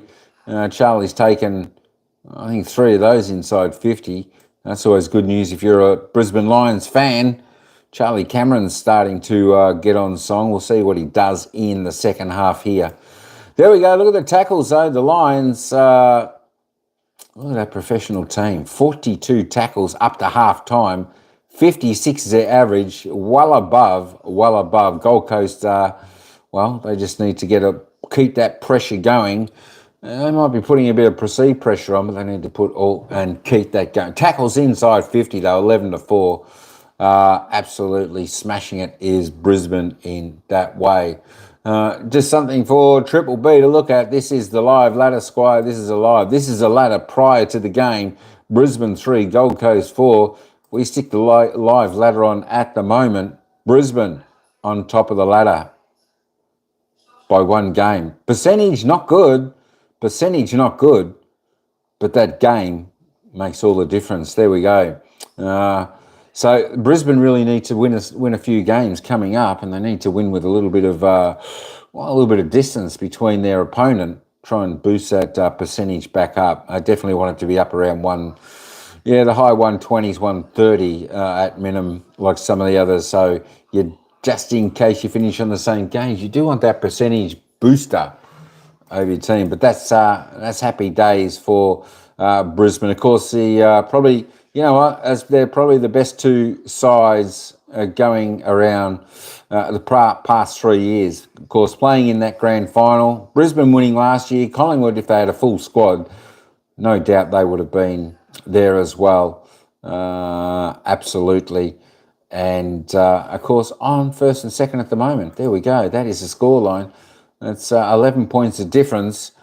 Lions increase their lead at quarter time from 3 points now out to 11. I tell you what, this does remind me of the game last night, though. Horrible wins are important. They are. I tell you what, it's always important to stack the wins up early because she's so hard to chase. You know, and I know the Brisbane Lions, they had to chase like what's that coyote? Was it the coyote? The Roadrunner? Got to chase like them. It's like the Roadrunner chasing a coyote. That's how hard it is to chase them. Brisbane did it last year because they're such a quality side, an experienced team. Once they got their game up and running, I think they lost the first 5 last season, didn't they? So pretty spectacular effort last year. So they're doing it the opposite this year. What are they? There we go. They've played 7 games. They've won 6. Lost 1 so far without this result. So yeah, they're doing it the right way about it.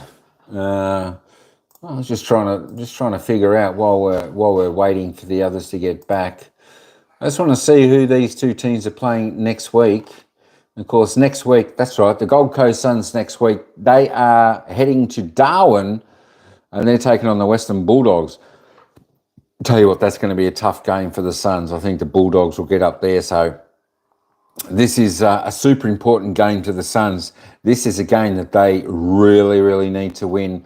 And, of course, I think for the Lions, probably hasn't got that much more importance because the Lions next week play North Melbourne. They should get over North Melbourne, I would think, pretty comfortably then. So this is like an 8-point turnaround for the Suns. For the Suns, if they lose this. But for the Lions, they'll be right because they should win next week. Who do you bet on? You know what? It's super tough. I don't even know what the odds are at the moment. You know what? the Lions are just that type of team. They're a little bit like Geelong. They just know how to win in these tight situations, and I think that's something that the Gold Coast Suns probably not quite as experienced in. For me, the Suns actually look a little bit more dangerous out there today, but just the defence of Brisbane is just holding up so strong. Maybe the Suns just aren't lowering their eyes, or just the forwards aren't working well enough together to separate, because I've seen the big men go up, fly together, and it's probably not too good. So I still don't know. I can't pick a winner at the moment in this game. You bet the Suns plus 7.5 and plus 18. How can I watch the actual game for free? Well, I don't think you can watch this game for free. Even myself, I got to use pay TV. I'm on KO or Foxtel to watch this game. So I don't even think this game is on free-to-air TV. Unfortunately, look, I wish they played more games of footy on TV, free-to-air. But since the pay TV, they've sort of cut a fair bit of that out, which is unfortunate, because I'm pretty sure I remember we used to have these Sunday night games or Sunday afternoon games we could at one stage watch on TV, which was absolutely fantastic. But yeah, that's just the way it is at the moment. And unfortunately, you should stream the game or Kick or Discord. Maybe, I don't know. I'm not sure. I haven't got either of Kick or Discord, but I know YouTube, because it's copyright if you show the vision. I did try to show the vision once, and YouTube pretty much shut the stream down within 30 seconds. So never done that again. It's just all due to copyright reasons that you can't actually show vision, and that's pretty much why you never see anyone do it, unless you're there live at the game. If you're there live at the game, go for it. But if you're not possible. United GK, how you going? All right, folks, that's enough of me jibber jabbering. Let's get back down to the bounce of the ball for the third quarter. It's the Lions by 11 points. Thank you to Alistair Lynch and Damien Hardwick. Well, they showed last week, didn't they, that they're more than capable of coming back. 29 points down against Sydney. They kicked 12 unanswered goals. The task could be more difficult against the reigning premiers, but the margin is a lot less. Zorko with the first clean clearance out of the middle. Jeffrey on the job at half-back. And that's a killer. They should be able to hit targets there. If you're coming off the half-back, you haven't got super pressure on, can't just kick it straight back to the oppo. Jeffrey, a little dance step. It was a timely one. Up to the wing again. Can't quite get beyond yet. Graham. Taken over by Leicester.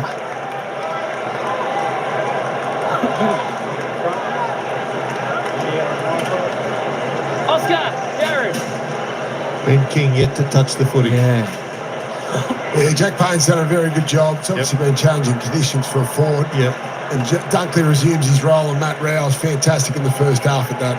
Charlie Cameron well up the ground there, but as Neil has got them forward to Rayner, emptied out the 450. Now they run back to goal. McKenna scouting the packs. Hewlin went with a double fist. Free kick anyway, going away with the Suns to McAndrew. Just going back to Ben King, there are some games, particularly games like this, where you're just not in the zone. You're just not in the slot for it to be your turn. I love forwards to play in front, Jared, when it's wet. He's played far too often behind. Okay. Andrew shakes the kick back. Martin Prayers from Leicester. Terrific.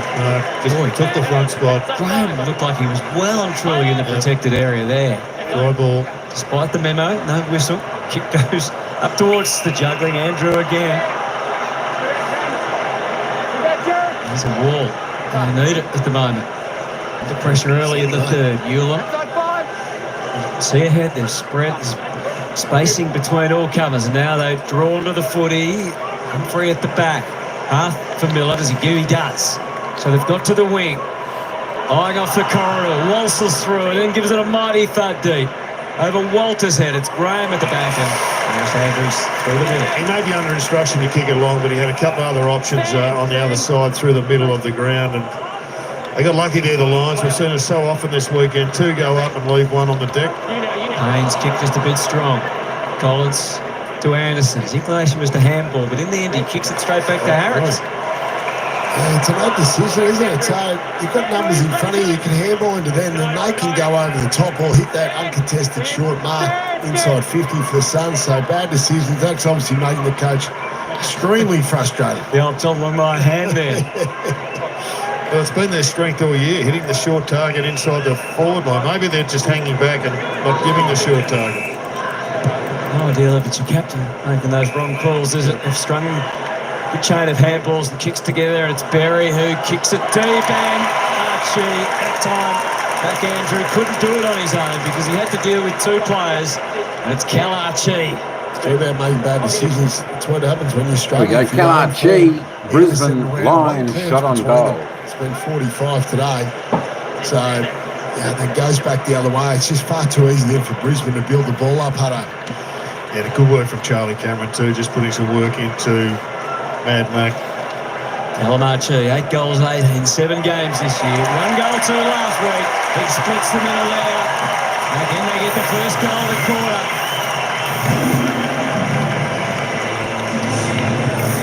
Well, good finish here by Calamarchi, but I like the work of Charlie Cameron. Mac Andrew's been impassable.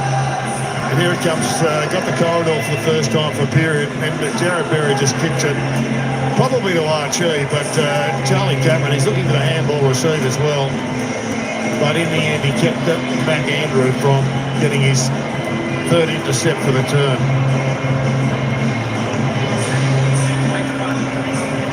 Heads in the game, Jared. Charlie Cameron, you're right, it doesn't go down as a start. It's really important, because if he doesn't do that, Archie doesn't take the mark and go. 45 games in the Gold Coast after being taken to pick 8 in the 2018 draft. 10 goals in a brilliant final series. 4 in the grand final. He's on the board tonight. They lead by 17. Rao, can he get a clearance? Well, he got to Anderson, but... Superman is back. Another assault from Rayner. It's been physical tonight. Yeah. He's been very aggressive. Yeah, got a point to prove to those Gold Coast players. He just don't get out. He's like the Vice. He's got the Loctite on.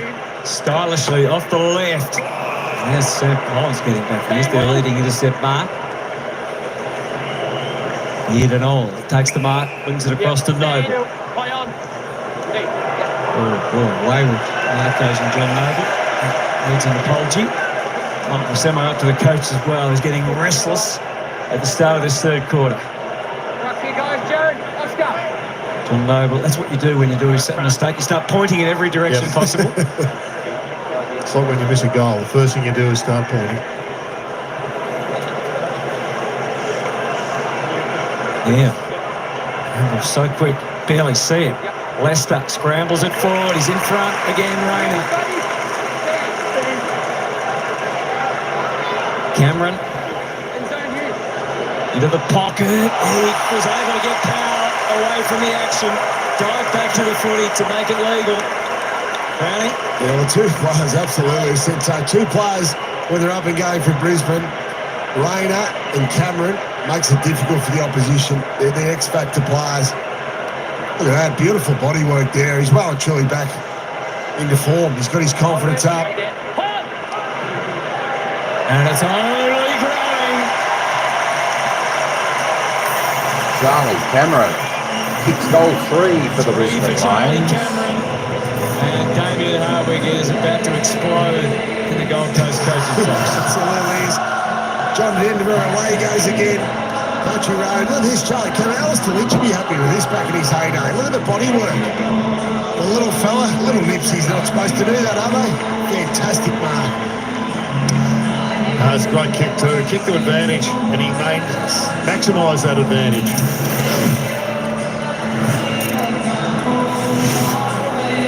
He's kicking tonight as well, Jared.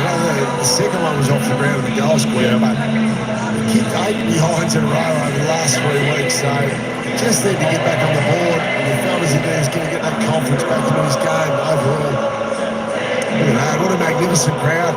Public holiday up here tomorrow. Huge crowd. 23 points is the margin now. It threatens to blow out further. Back forward by Will Ashcroft. Rioli trying to throw something back the other way. Kicks along the ground. Just cheering, not about the football, just about the song as if they've never heard it before. Very good. It's Bailey Humphrey doesn't have the same impact he did last week. He's toiled hard. He's had 8 disposals. Hasn't been able to hit the scoreboard though. Ben King, 23 goals for the year, as we said, statless so far. Got to get their hands dirty though, the Suns are getting beaten in the contest, getting beaten in the clearance. Happened again. It's big numbers. Hewlett works his way to the front. Something we've seen over the weekend, hasn't it? It is, yes. This bloke's doing a pretty good job though. Hewlett hasn't scored a goal in his 30 games as a Sun, but always had an impact. Walter with the drift and the reach. Humphrey determined to change the script. Left footer. Here's Ben King. Couldn't have marked it much closer to goal. His first kick of the night. Well, it makes a difference when you win the clearance and win the contest and you get it into a one-on-one. Gold Coast. It was, Brisbane didn't have a spare man back. Been going up to the contest now. 5 goals last week. He has one now. Is this the start of something for the Suns? Yeah, a big second half from Ben King, but you're right. So they've got even numbers out of the ball, these stoppages. Just gets it in there, Humphrey. Good body work there. So Jack Payne's been playing in front most of the night. However, he takes the chance there over the back. There's that loose ball though, on the left. And it couldn't have been more perfect. So they need a lift out of the likes of Bailey Humphrey and Matty Real, just 10 and 9 possessions collectively. Humphrey equal third of the AFL for goal assists. Sets one up for Ben King. Is that a sign for Rao to get going? He still can't get the run of the footy, but he's going to get the aid from the umpire. It's his first clearance for the night. Little handoff to Hewlett, driving ball to full forward. King at the back, launches. Bit of spillage to be had. Ashcroft with a handball. Levi over the line. Run off the back from Newland there. So a free kick from Rao. They keep the momentum going forward before Brisbane get their numbers back. Ben King got 6, 4, 2, 5, 1 and 5 this year. So he's really only had a couple of nights where he hasn't had a big bag. Second touch from Witts. Witts straight to Neil. Clearing kick for Archie. Doesn't complete the mark. So it's there to be won. Rao bulldoze his way through. He's had to become accustomed to that tonight. No room to manoeuvre whatsoever. Yes, because Dunkley has stood in front of him, Hunter. It's a good call, so it just impedes his run towards the footy. They're at it again. Witts smashes it to the outside. Neil first onto it. Got a wicked bounce. Anderson keeps his feet, Neil. Yeah. Sense the respect between those two. They're 9 hit-outs to advantage so far tonight. Got to do your laces up on a night like tonight. Don't want to trip over. 54 stoppages, 9 hit-outs to advantage. Witts straight to Neil. Another disadvantage. Dunkley, territory taker along the wing.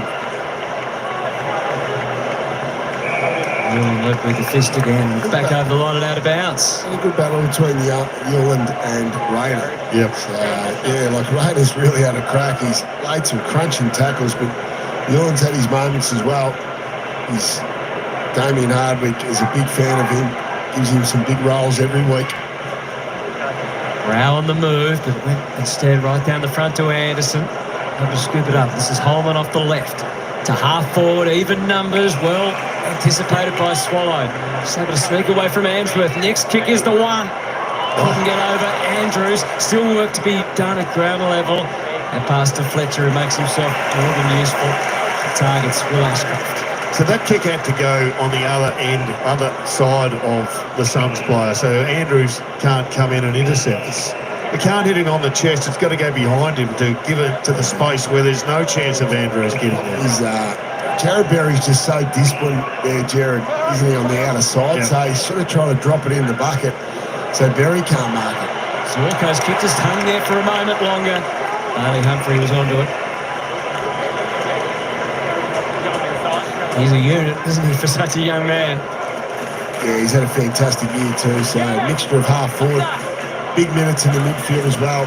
He's dynamic, especially in that front half. The second year Blues last year had big expectations on him, but he's fought back really well. The Reds' dominance continues in this turn. Berry grabs it along the line. Collins does what he needs to. Now, Dunkley Lynchy is doing a great job. He's just getting one arm under the armpit of Rao and making it really difficult for him to get down to the ball. He never gets a free run at a contest. See here, just walks up next to him, and then once the ball's thrown in, we'll put body pressure on. But as we saw, we haven't seen teammates helping him out. Exactly, Lynchy. We just saw it then, didn't we? For just a fleeting moment. Didn't even stay. Now turns the tables, tries to be the tackler.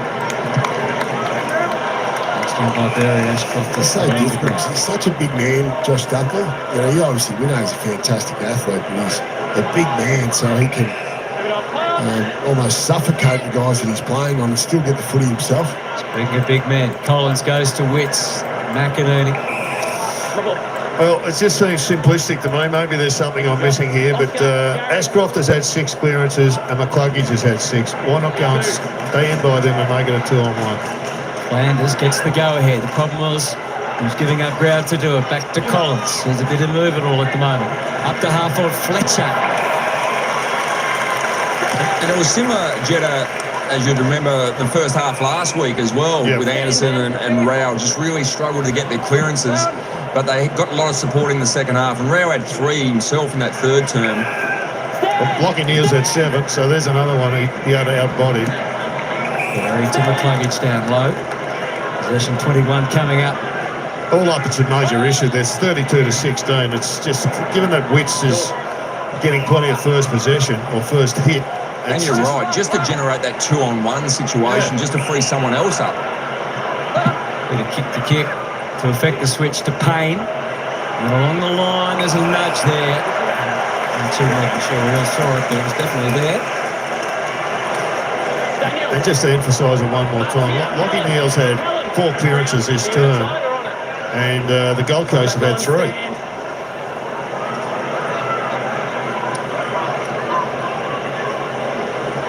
Move it on. Archie. A few goal kickers tonight. Searching ball to half forward. Hipple didn't look in great position, but it didn't matter because not only is Dunkley doing it at ground level in the clearance, he's done it in the air towards Gardner, and from the side, McLaughlin, who looks the likely type. He's got a real knack around the sticks, as young Will McLaughlin. Can go in the air as well, as we saw. Flew with intent, back in the team after 5 goals in the VFL last week. 2-on debut against the West Coast.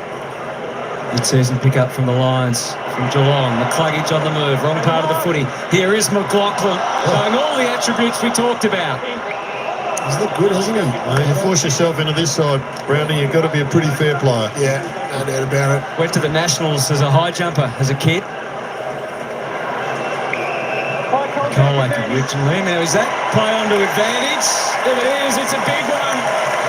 Second goal for Archie.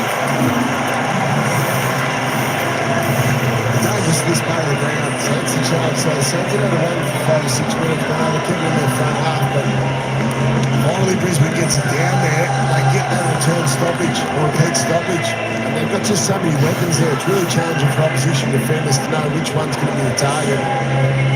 See here, it's a free kick over the shoulder, a bit of a whack across the chops. Good reaction, they all stop except for Kalachi.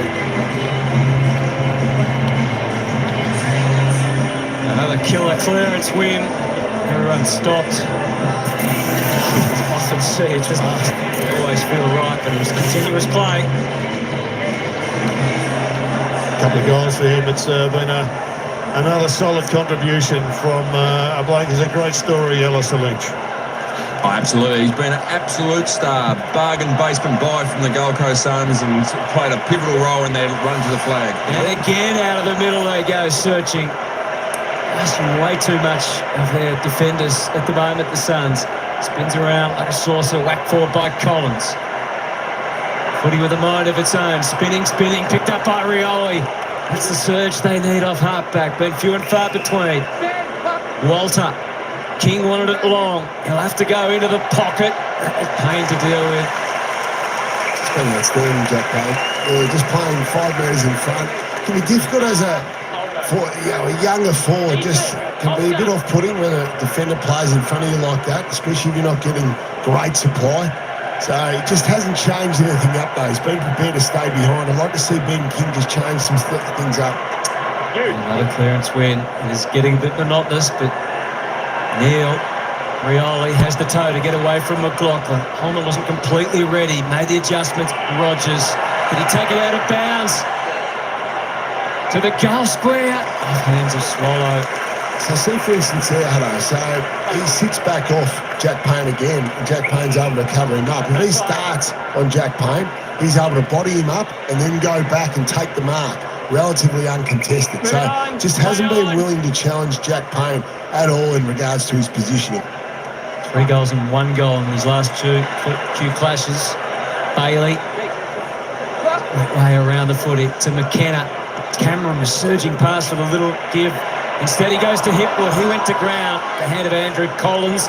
In a rush, hard to control the foot. He made a good fist of it. Up against the line, that's Hewlin. Suns trying to get going. Here's Harris Andrews. Way further forward than we're accustomed to. McKenna in a rush. Forward to McLaughlin. Was he tunnelled out of it? No. The hands from Rioli. Set up nicely on its end for Powell. Little give to Noble. Fine line across the boundary line. Walter gets involved in the chain. Powell.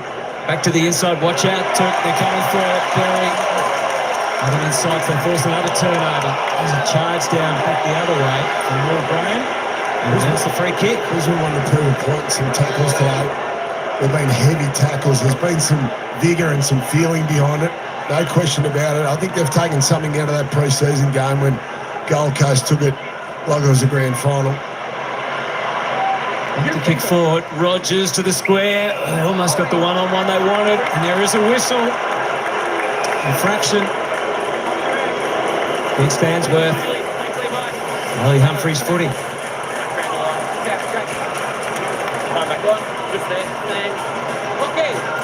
So every time it feels like Brisbane have got the edge and putting together a lead that's insurmountable, the Suns have been able to just nibble back at the lead. Humphrey set up the last goal. Now the onus is on the 20-year-old to kick straight. 14-19 last year, but he's been a much more accurate proposition this year. Unfortunately, it's into the post. 6 goals 2 becomes 6 goals 3 for the year. Brisbane's in their head tonight. They've been really aggressive from the get-go. Yeah, it's good call, Brownie. It feels like that, doesn't it? Yeah. Psychological edge. Yeah, no doubt. It's that big brother and the little brother feeling. They've still wanted to make that point. They're the big dog in town. Gee, that's a 50-metre penalty. Went straight through the so-called protected zone. Now forward at the centre, they can go in a hurry. Into deeper water. Charlie Cameron. It's all coming back every way for Charlie. He's back.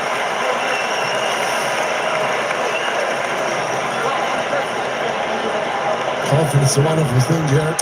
Oh, indeed. You should never kick these shallow, though, Brownie. You should always miss to the high side. If you're going to miss, but just give it a chance to spin. It's taken to round 7 for Charlie Cameron to have 4 goals. It's 2 to the shallow side now for Charlie. That's what they say with putting, though. They do. You never miss to the low side. And I think it's the same with these and for boomerangs. They say a lot of things in golf, Browning. It's very hard to remember them all. Well, I'd have been 120 off the stick the other day, so it's good for you. Jeffrey, the big clump of players on the wing. Wilmot tries to get it going and does. It's away to McCluggage trying to cut through himself. Left boot, wobbles one forward. Noble denies Archie this time. Scouting the pack, Rioli. Hipwood was onto him. Barely a legal hand pass. Now Jeffrey feeling the heat. Noble consensus, there's a little tunnel for him. Oh, the other way, McCluggage was magnificent. Charlie, watching, willing, hoping, Mac, Gardner. Free kick, he's going to the Lions. And the advantage? No. They'll have to kick it through on the right. There you go, Mac out of there. It's not a bad time to have the argument, as long as he's got it before he kicks it. Yeah. And the miss from Bailey Humphrey is going to be felt even more now. There's Darcy Gardner. He's missed so much footy. He'll relish each and every one of these goals. It's a strong third quarter so far from the Brisbane Lions. They've dominated in most areas. Every uncontested marks, Jared, 25-8. So it's a real Brisbane-looking game. However, they've won the contest +9, ground ball +7. He's grabbed the jumper as Mac. You just can't do that. The umpires will be all over it. No point getting mad, Mac. Got to get even. I mean, he had an argument that his arm was being held as well, but the jumper is the cue that's the more obvious one, isn't it? They always go the jumper. We go back to this clearance game, and whilst it's not hurting them on the scoreboard, maybe that's the number that Damien Hardwick's looking at, only conceding 2 goals 3. But I mean, just starting from so far. Starting, and everyone's down on confidence. I mean, Matty Rouse not having his big impact yet. You're actually second all the time. Yeah, they haven't been able to play their game, Jerry, at all, have they? So, and this bloke's near best on ground. Yeah, he's been outstanding. Gold Coast had nearly twice as many kicks as handballs. That's not their game. Sorko able to tuck it under the arm. Right to Cameron again. He's another one, Charlie. He's calling for a free as well. He ducked his head. That's good. And it is. He's a bit stiff. He's thinking he might have been tunnelled. You can sniff a bit of a bag, can Charlie? Charlie could have 5 or 6 goals easily. He's got a point. And Cluggage, you better get ready again, Charlie, because it's coming in towards Ashcroft. Rioli in defensive mode with the fist. Suns all look at each other. Bailey Humphrey, as soon as he got it. She's attacking Chris. Awesome. Charlie's a man of mission. Plus 18 tackles now. Outstanding considering there. What's Charlie going to do here, Brownie? Is he going to pass? Or could he use the damp conditions to put a little step on? No, he's going to do the team thing. Just set it up. Rayner trying to claim it at the front. Neil is ready for action. Ashcroft in there mining for goal. This is the tricky part now for Gold Coast defenders. Brisbane got 3 or 4 different options here that will run through here. Rayner, there's Neil. Block put on for Neil to get loose, but it fell at the feet of Humphrey. Back to Anderson. He couldn't control it. Charlie's got another possession coming up. He's had 19 possessions, Noah Anderson, and get just 1 kick inside forward 50. Hipwood at the front. Andrew with the spoil. Sorko. It's a big territory win, Brownie. When you look at 29 to 44, and they're just winning every number that counts. Collectively, they just look a bit harder, a bit sharper. Rayner, if anyone can. Collins. Just put on for Anderson. The Suns just haven't been able to play the game, as I said, Jared. They normally have about the same amount of kicks and handballs. Yep. I know it's been a little bit wet, but Brisbane's still been able to get up there uncontested marks. So it's just because Brisbane's pressure's been so hot around the contest. I'm just looking at Lockie Neal. Right now, he is beating Gold Coast in clearances on his own. That's 6 to 4. Brilliant from Dunkley to McCluggage to Archie. And this is a big gap, it feels, between the two teams now. Scoreboard says 28 points. I don't think I've ever seen that before, where one individual beats the team for clearance numbers. Look how quick the hands are here. Just awesome. Brilliant from Dunkley. And Archie. His little pot of gold here for a third. Oh, cheeky check slide. Well, very mature unit in this part of the ground. When it comes to clearances and stoppages, really difficult for the opposition when there's so many options here. But just have a look at the coordination there. So the players on the move, obviously clean handballing. The Cluggage, as we know, sets up a lot of goals. And this man, I think he was playing in this corresponding game at the start of the last year. Hasn't he been able to establish himself as a genuine player in this team? Yeah, 26 of his 27 goals last year from round 9 onwards. I think Greg Swan signed into a lifetime deal on Tubman's about round 8. It was a great long-term deal. But we've seen this movie before, and Damien Hardwick's seen it 12 months ago, where we came anticipating the maturity and the big game, just to let everyone know they're there. And here's Lockie Neal just doing it again. Walk out of the middle. And then the left foot from Rayner. Collins didn't mark it, so the danger remains. McKenna in his way to Ashcroft. We might hear Dimmer bring up the big boy pants comment after this game. This continues. It's been a mauling around stoppages, so 39-17 in favour of Brisbane. We know they've done this to a lot of teams. We generally came here tonight and think, geez, the Gold Coast midfield's starting to stack up against Brisbane's. But no, they've been found out. Well, it's potentially graduation day, and there's still a long way to go in this game. But they need to get to work. Well, there's always a question mark given the calibre of side they've beaten. At the easy draw early last week against the Swans obviously was big, but the Swans are depleted. But this was always going to be the test. And they run aground trying to get the ball forward. It's a good point. Sydney, Richmond, North Melbourne, Adelaide who are going well at home. Melbourne who are struggling in the West Coast. So you can only beat who you play, of course, but this is their first real test of the season. The Adelaide game, they just got over the line too, didn't they? That was a great contest. And disappointing against Richmond with their first loss, but tonight will be the one I think that they'd be the most deflated about.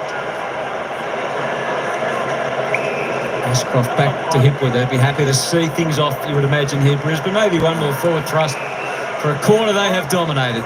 And maybe they hit him at the wrong time, Hutto. Brisbane were hardened after their performance against Collingwood. They had some nice feedback from their coach. They put that into practice last week, and then they were ready for the Suns, who don't historically like playing here at the Gabba.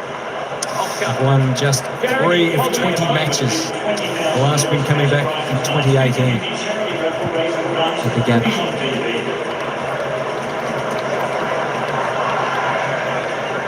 63 plays 29. It's a sizable gap with a quarter to go. 25 seconds. You never know what could happen here. If they can get it out of there, they can finally from a clearance, but high in the air. It's all a bit hope for the best and haphazard. Tumbling mark from the stout Coleman, who's off against the clock. 10 seconds.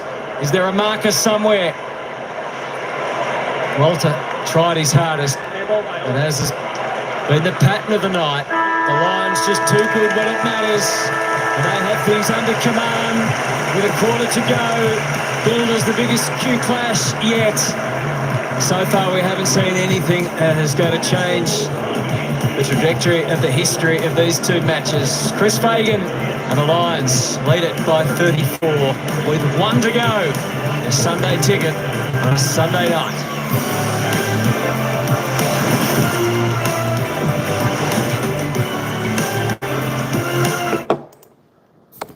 All right, three-quarter time. Look at that, 34 points, the lead to the Brisbane Lions. Hey, they stuck on 5 goals, 1. They kicked nice and accurate. 1 goal, 2 to the Suns. 9-9, 63, 4-5, 29 the Suns.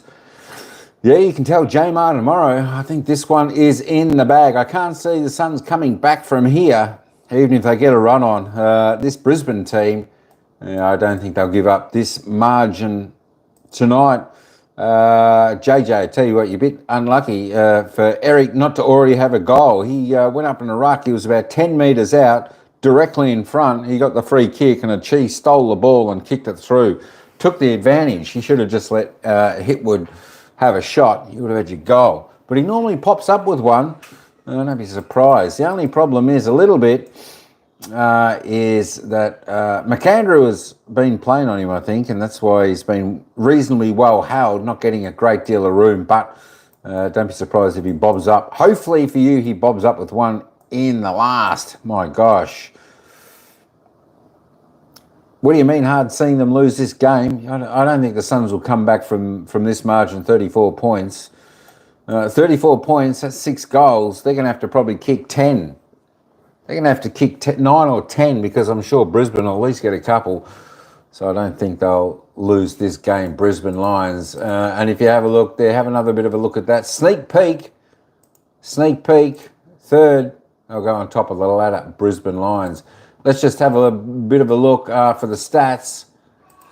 There we go. Let's just go straight to the disposal count because I think you're looking for Zorko, was it? Someone was looking for Zorko. Hugh McCluggage leading the way on 27. Will Ashcroft 26. Took Miller for the Suns, tops them for 22. Lockie Neal still in the game. He's doing well on 20. Dunkley 21. Noah Anderson. John Noble, he's been working hard. But the Lions are defeating the Suns right now.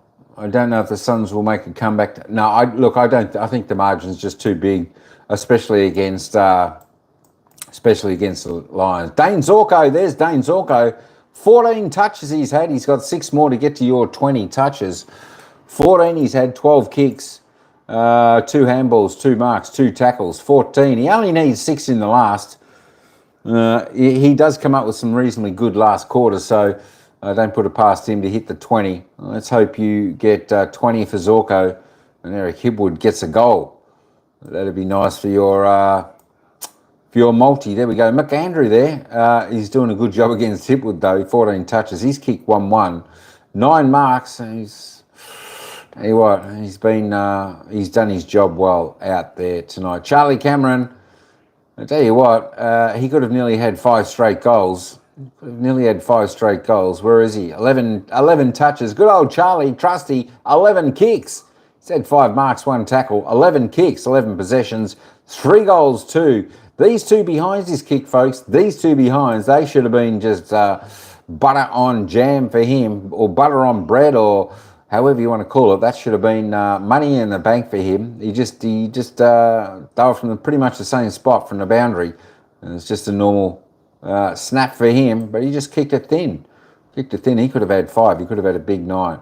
Eric Hipwood, there's Eric. He's had 9 disposals. He's had 8 kicks, 1 handball, 4 marks, 4 tackles, 1 hit out, just for that behind. I think that was come in the first quarter, but yeah, he should have had a goal on the board. Calamachi, you stole his goal.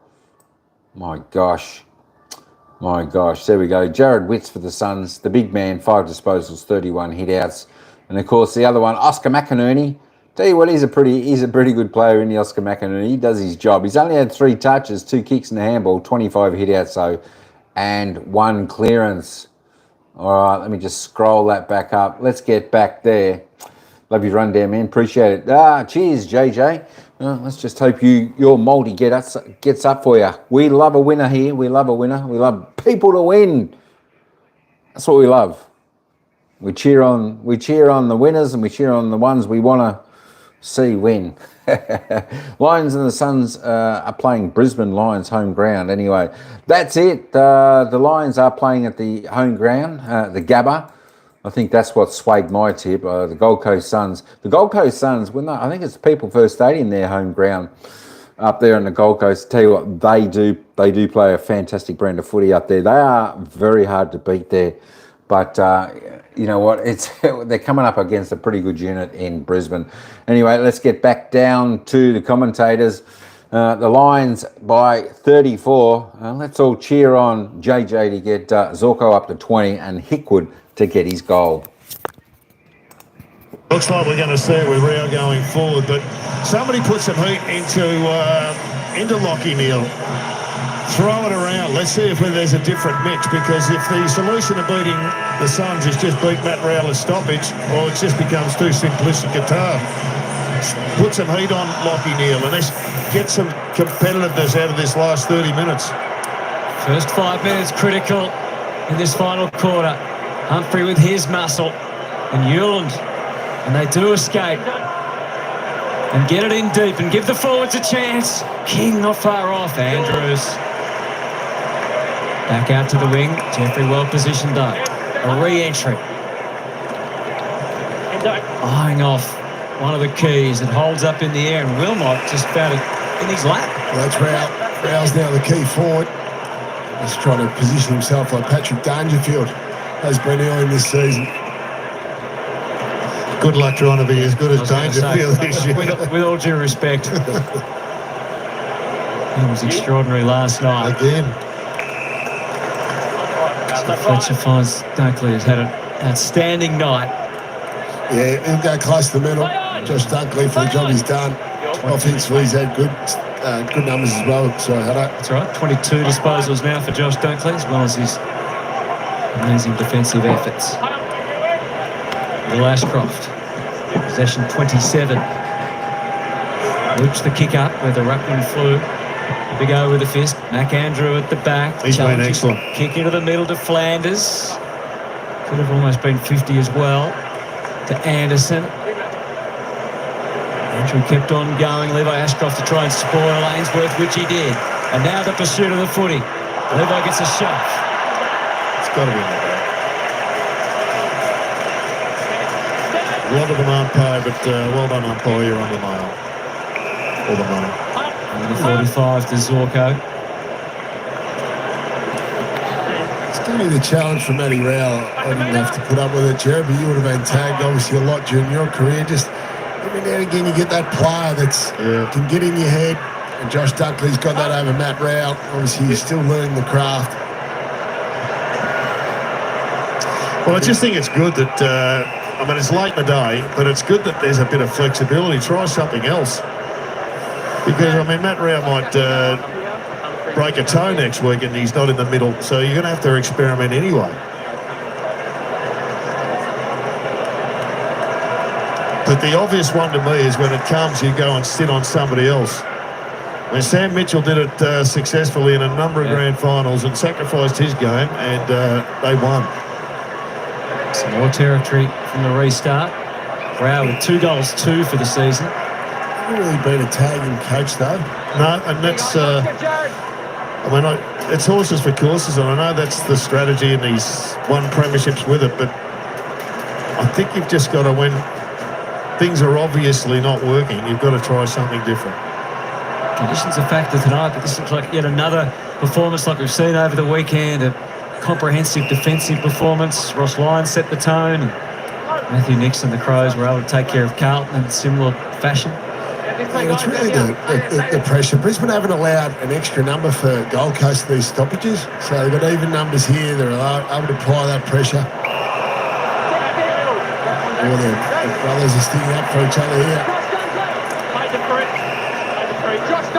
Umpires in harmony there with the downfield call.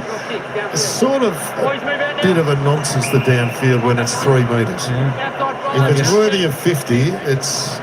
Well, every metre counts when you're right on the edge of being able to kick the distance into the square. Sun's everywhere, but I forgot about Cal Archie. My goodness. Kicked another one. A lot of talk there between Nick Holman and Levi Ashcroft. So it became Levi, 26 disposals in his first Q clash.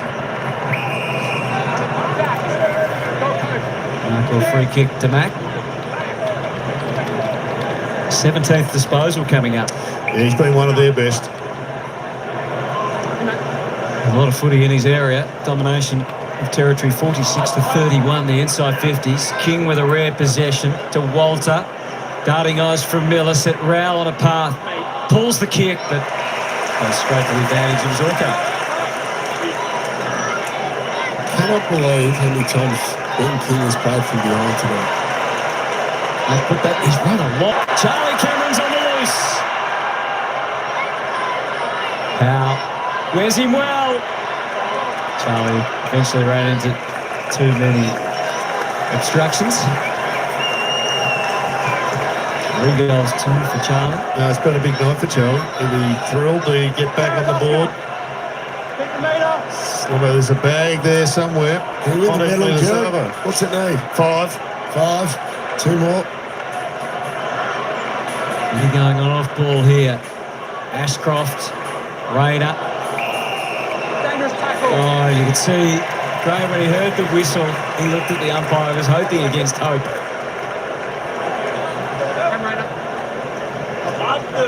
Rayner to have the shot. Hasn't kicked a goal tonight. Hasn't been a big night numbers-wise, Hutto, but he's made his presence felt. I was going to say, that's exactly the description, Brownie. It's been hard to miss a few times, hasn't it, with that aggression. 25 disposals and 2 goals late last year in the Q Clash. Kicked 27 goals from round 10 onwards last year. Not his best. Not going to kick too many. Just lay back on that one. Let's just see how far he runs. So the back of the square is 25 metres to the centre. That's 24.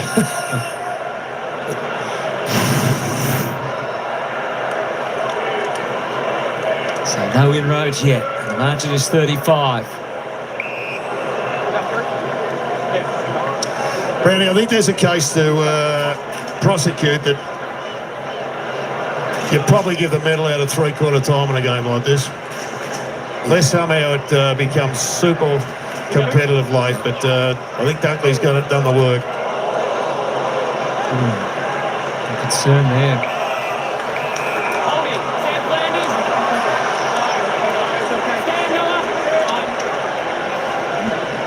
Let's have a look at the Reed landing. It seemed to be okay.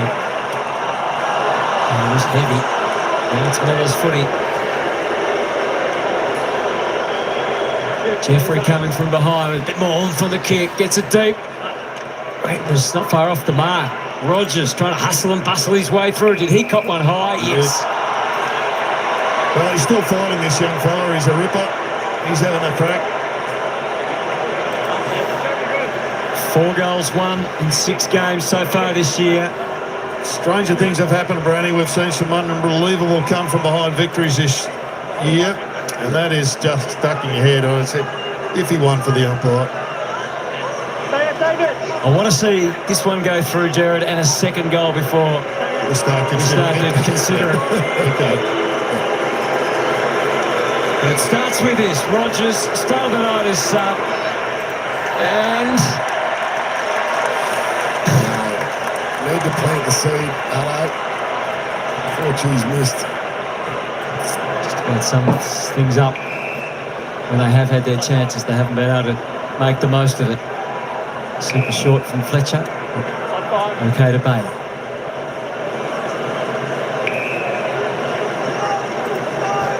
Minus 25 contested possession. So last year, minus 17 and minus 23 contested possession both games.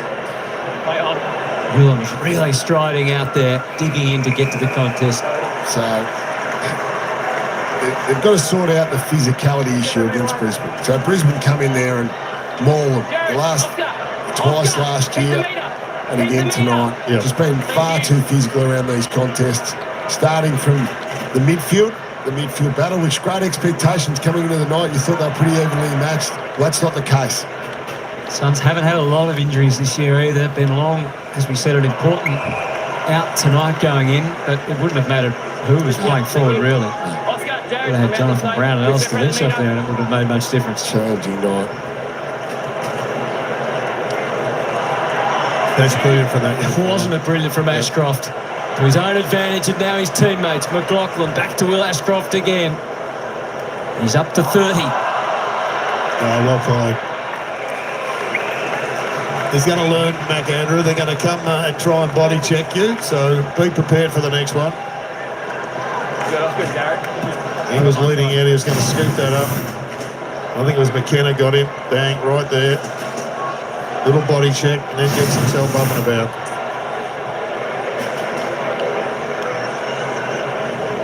So it's all learning experience. There's been plenty to learn from, but the biggest thing is they've got to get more physical around these stoppages if they're going to beat the Lions. Bailey still bobbed up and got a handball away. Hewlett eventually got it under his control. It's like they're flying for a mark. Over Rowe's head. Fletcher to Levi. to rain a will-o'-the-wisp down the line. Maybe he was being a bit too cute. Yeah, so obviously, look, there's still a big difference in experience. Yeah. We're 90 games to 140 roughly. So, but I just thought tonight coming in, this is their chance. So it's the physicality. So, that's certainly something they'll work on throughout the year, and the return match later in the year. Obviously, they want to have a better showing. But it's very simple. You don't have to overcomplicate the result and to why it's happened tonight. Miller's stuck to task. A little too attentive. They get away with it. Miller's handball spilt by Graham. Good call from the umpire. Graham frustrated. We've seen a lot of that tonight. Understandably so.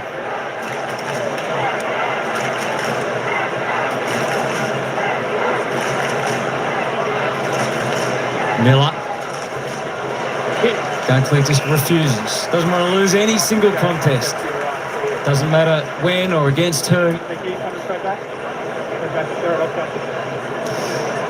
Lynchy, you've been a great of this club, and you've seen some great recruits, but Dunkley and Lockie. Advantage, Ashcroft, Gardner, Archie, point blank, another one. No. You talk about the recruiting for the Brisbane Lions and experienced players, and you look at Dunkley, 3 months into his first pre-season. If he'd been here 3 years, they would have made him captain. And Lockie Neal, Joe Danaher, obviously a premiership player, was another one, experienced player that came into the club and thrived. Link McCarthy didn't play for about 6 years at Geelong and came in and played a very important role for the most part. Bit of experience for Ethan Reid against Harris Andrews a moment ago. Lessons being learned. Fletcher can stretch out here. Takes the grass for the bounce. Mac Andrews got to get there late, and he does. Good year, Fletcher. Jasper Fletcher. He's enjoyed half-back, it seems, Brandon. Yes, he has. He's coming along nicely. So father-son, obviously, a lot of the folks has been on the Ashcroft brothers, but he's another father-son. And Brisbane Bear too, he was, Fletcher. That's right. Coached us here at the Brisbane Lions as well. The bad news here is the kick-to-kick's been cancelled. Oh, no. It's about the only thing that my girls are flat. They're downstairs. Brisbane Lions fans can be upset about. About to get home early tonight now. Great. The kick-to-kick lasts about an hour out here. This ball for Collins to try and take care of business. Holman, is there a way out that's clean? Anderson. Able to escape from McLaughlin. Link up with Noble. This is rare. Handballs chained up from the Suns out of defence, but again, faulty next kick along the line. Dennis is just inside. Jared Berry didn't think it did. But like Ross Lyon said last week in the post-game press conference, when Brisbane really mauled St Kilda, especially that first half, he said, they're coming off the premiership. They are a mature body, average about 140-odd games. So there is still that difference between these two clubs, especially around the middle of the ball. Tiptoeing through near. Take the footy with him that time. Flanders. Found away in and around. Holman to Humphrey. To half forward they go. Fairly open forward 50. Again, operating from behind Reid that time. And so Andrews gets it to Lester. High ball. Rao. Deals it back through the middle. Slipping over Buttery. And then dropping the ball. Put a tackle on. Slowed but didn't stop the Lions. Rayner too lost his footing. Mac Andrews staved off plenty, but even he can't stop this one. McKenna in there inside 50. Bailey always dangerous. Fooled them once, fooled them twice. And fooled himself. Just incredible hands in the middle of the ground by young Ashcroft. He just did not fumble. He was under all sorts of pressure. He was at one leg on the deck. It's why the bigger picture's so bright for Brisbane. It is. You talk about the much more experience, but the father-son rule has given them two very young superstar or potential superstars. Well, one of them's already won a Norm Smith. Yeah, so he's qualified for at least stardom. Yeah. Hipwood towards full forward. Mac Andrew Gardner throwing his body around. Collins. That is pretty incredible, isn't it? Like Levi's numbers 28. You should have done blink an eye. Obviously, it's easy to come through in a better team, especially around that midfield when they've got plenty of other guys there. But if his name wasn't Ashcroft and he just come in like this, we'd be going, who is this kid? Huge numbers, absolutely. Might be easier to once you're in, but you've got to get in. Yeah, that's true. But the other thing is that, look, this pre-season, or it wasn't even pre-season, it was a max simulation down at Carrara. There was a lot of feeling. And they came at the Ashcroft boys. And Levi's obviously taking that personally. Now, that is challenging to be able to handle that, because there would have been anxieties for him coming into this game going, I've got to perform, I've got to be able to back it up. He's done that. Obviously, his brother Will has as well. Will's had 32 touches, 9 clearances. So they had a point to prove, these boys. And they've delivered tonight. It's just a slog now.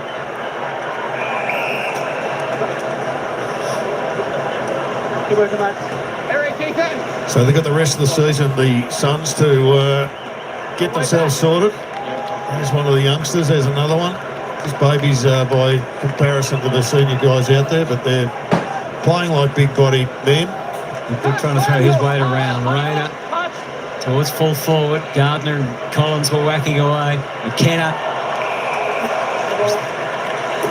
Well, we've seen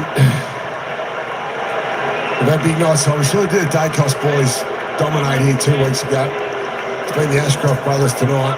They weren't able to go with the Dacos then, but they've been outstanding tonight. Holman to Noble. Slipped away from him. Was able to regain it down the line to Reed and Hipwood. Andrews arrives as well. Backing out of there. Humphrey with style to Rao. To Holman. I saw blanks came up. He's trying to find a teammate. Graham arching the back just at the right moment. Back through the middle to Noble again. Shakes that time successfully. Kicks to centre half forward to Rioli. Under 8 minutes to go. And he just slipped past Rogers. Harris Andrews knew that Walter was ready. Latching on. He was looking for the tackle. He was hoping to, yes, get the ball up. Yeah. It's quite clever in a way to not give him that. But he had enough support around. Here's Hipwood slapping it back to the wing. Still able to find Josh Dunkley, who continues to accumulate his own total. McKenna. Charlie Cameron on the bench at the moment, so he's not down there to kick to. McLaughlin and Bailey are.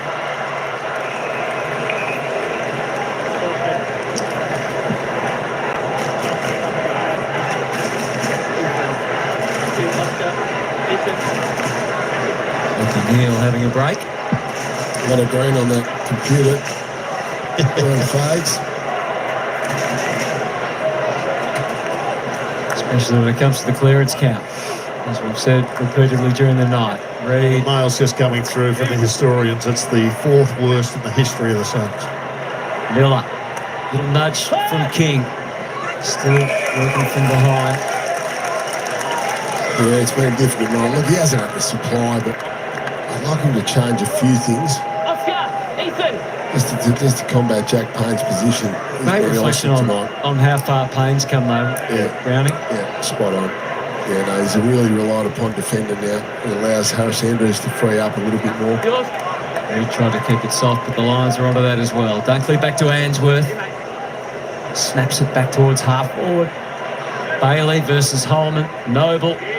Again, he was already thinking how he was going to spend it. Towed forward, Bailey. McKenna. Dunkley pleading.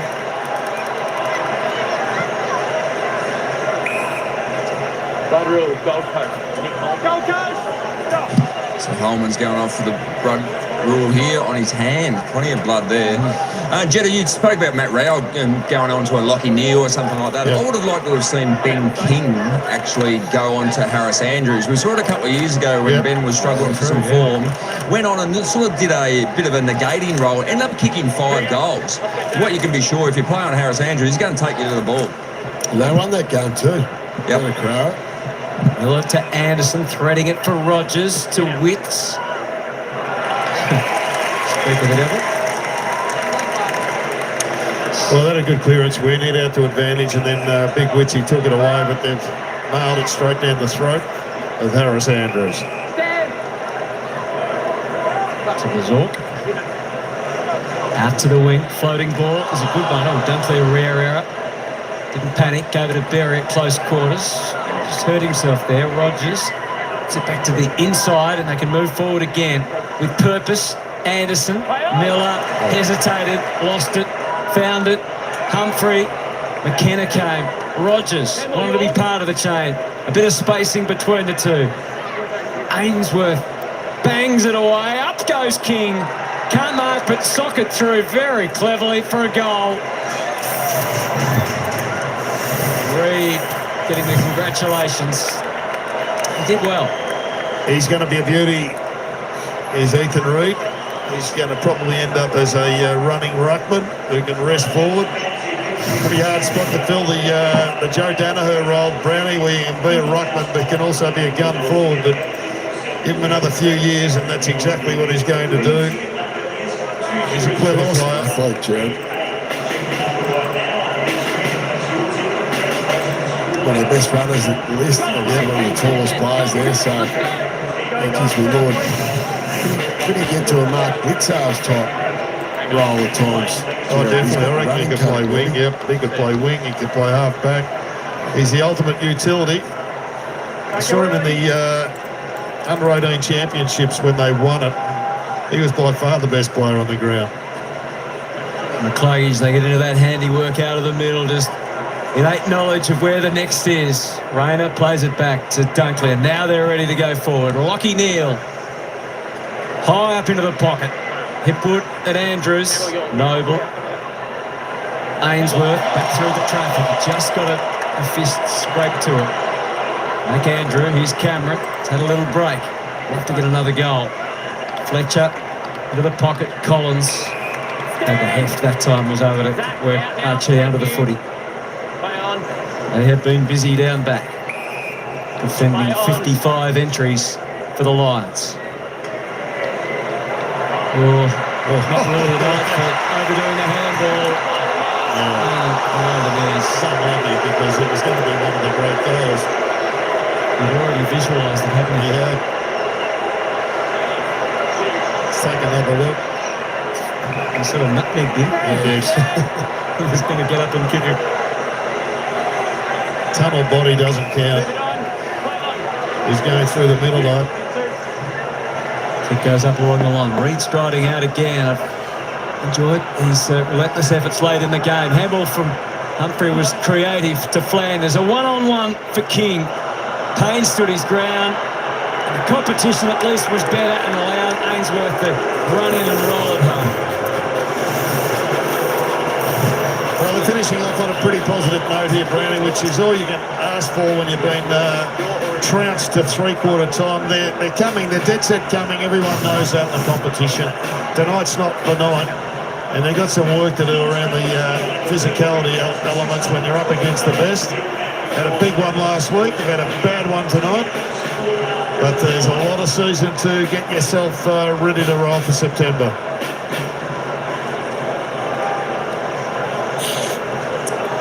We see a centre clearance here. Centre clearance win from the Suns. Just bang it in there. Another goal just to make the Lions a bit more nervous. 24 points at the moment. 4 minutes to go. What's Lethal's old rule? Yeah. It still qualifies. Well, after what we saw at the MCG last night, who knows? But it's relying on the Suns to get it out of the middle. Hasn't been their finest area of the ground, Brownie. 12-3. Well beaten. It's a fair spanking in the middle of the ground. 47-24 overall clearances around the ground. Oscar tried to get the clean takeaway himself. Bailey not with the fist of it he was hoping. Shaped by Noble. It's going clocking over the line on the full. Or all of it wasn't. Yeah, right. Look.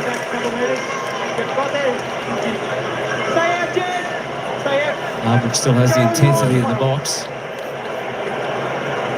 Fletcher back to Harris Andrews. They're going to take any potential sting that's left in it out.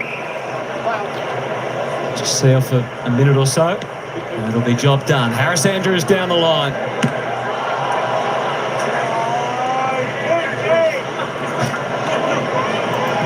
Rayner. In back for a moment. Fletcher. Difficult ball to mark. He wasn't really even looking at it. Wits. Oh, the home and rain came hard. It was a pretty good handball in the end to release it. He had them lined up in his sights. This is better progress by hand. Rogers beckoning his forwards to give him something, and they do, and it's Reed. Oh, he had 2 bites at it. Runner man, he just came out of the fog. No one saw him coming. Chris Scott said watching Patrick Dangerfield was like watching Jonah Lomu. Yep. Last night, a little bit of Jonah Lomu about him as well. Wow. He's came with a real intent. He has, hasn't he? Almost like he wants to hurt someone. But he's done it all legally, which is good. So he's been able to control his aggression coming in, which is fantastic. Up to 17 disposals. How can he get the tap down? Go ahead time again for the Suns. Suddenly they're playing much more positive football. Humphrey's kick is just a little low. No, look, they've obviously lowered their colours, especially around the ball tonight, but they're definitely on the right track. Damien Hardwick obviously be very disappointed, but this only needs to be a blip in the season. Obviously they'll have a return game later on. They're still well and truly on the right track the way they go about things. They've got they're building that midfield, no doubt about it. They're building the depth in the midfield. Obviously they haven't been able to show it tonight, but they'll fight back. And Damien Hardwick will have a lot of lessons, a lot of learnings for the boys tonight when it comes to the review throughout the week.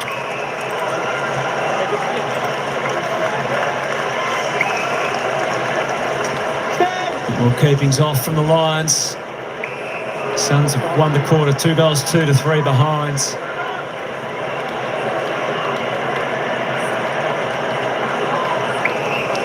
Crowd's getting restless.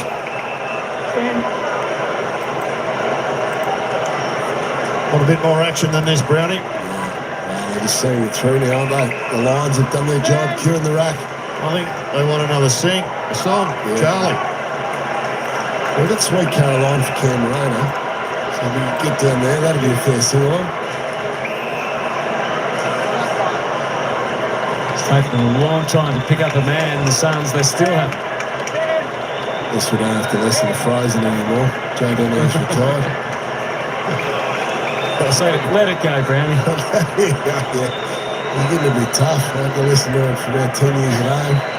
Maybe that's why he retired.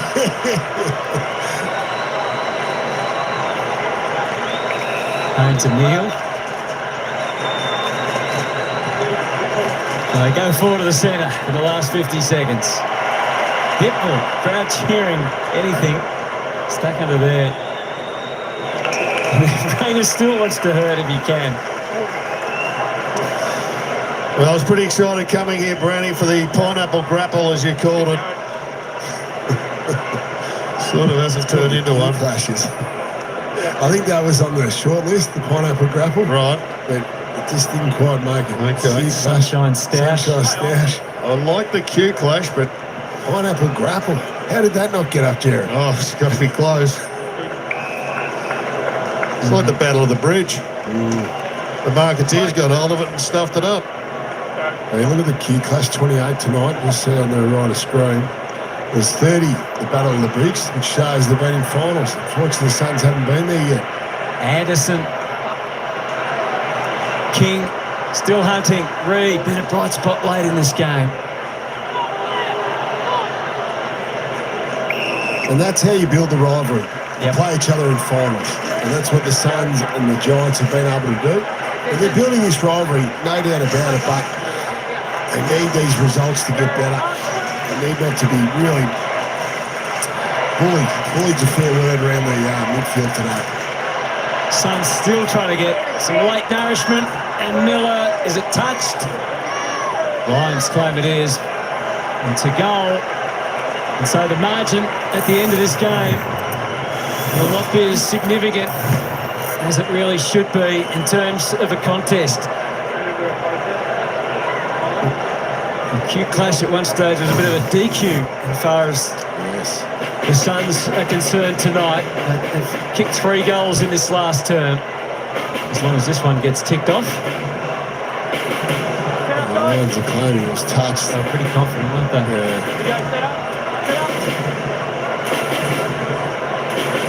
Hard to tell Leicester the man that's claiming it.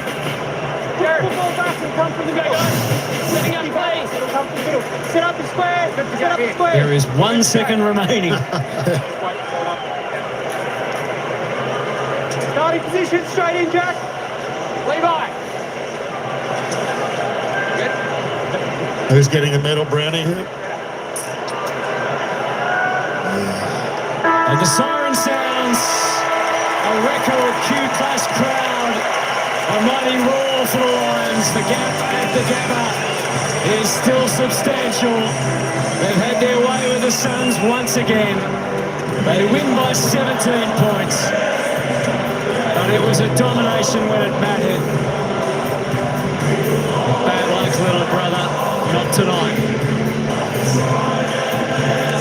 That man was outstanding, Will Ashcroft. Yep. No doubt about it. Actually, look at their numbers. So he had 9 clearances. McCarthy had 8. Levi and Josh had 3 apiece. And Lockie Neal had 2. And you look at Anderson, Allen's 3 clearances. Rao, just the 1 clearance. Their main prime movers there, so they just couldn't get their hands on the ball around the footy there. 47-28 the clearance count was, and that just set up the territory. And obviously being a little bit wet on the night, that makes it really difficult. 67-52 the tackle count in front of favour of the Lions as well. Down to Alistair Lynch. Thanks, Brownie, here with Will Ashcroft. That looks like it meant something to you.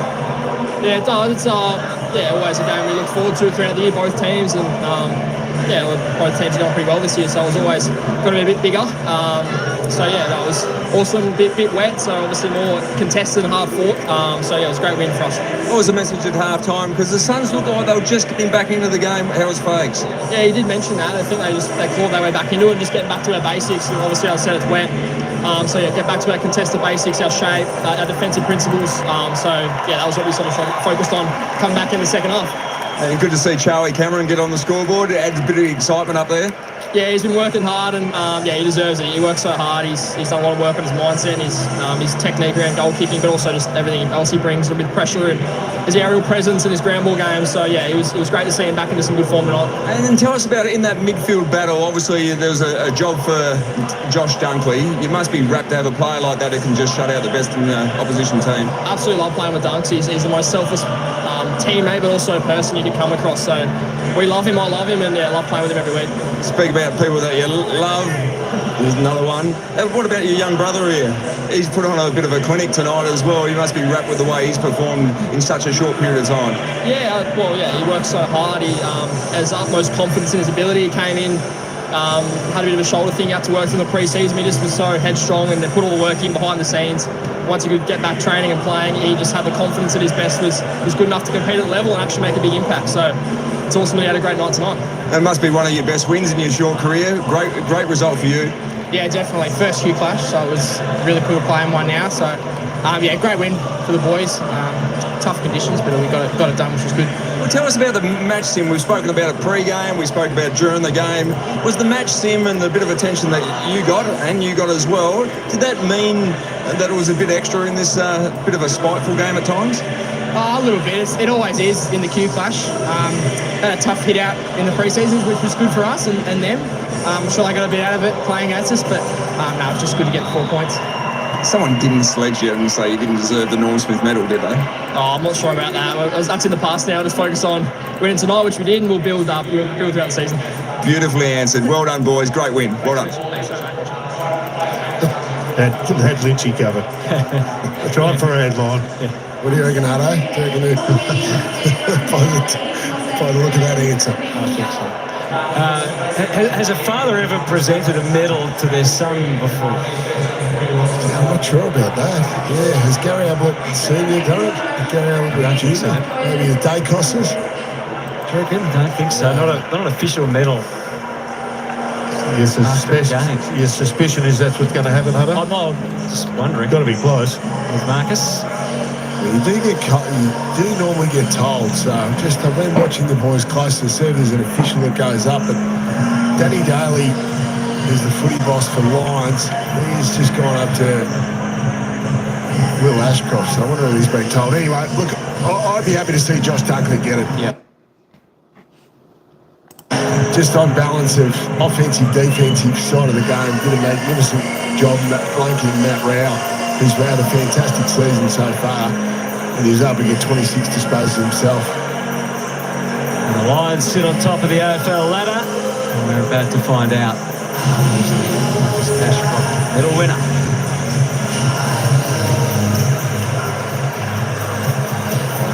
Lions members and fans, thank you for being part of Q Clash 28 this evening between the Brisbane Lions and the Gold Coast Suns. We hope you enjoyed the match. Try to give yourselves a round of applause for turning out tonight.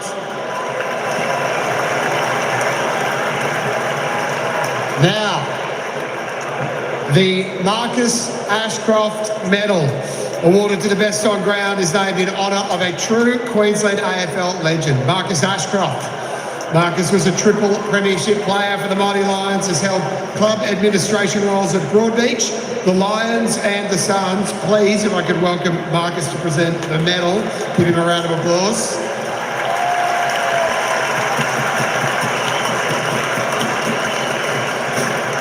All right.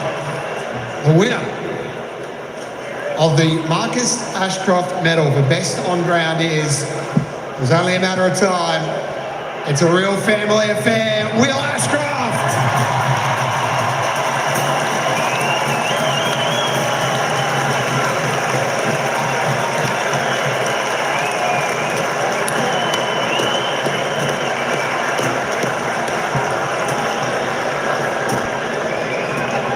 Yeah, absolutely.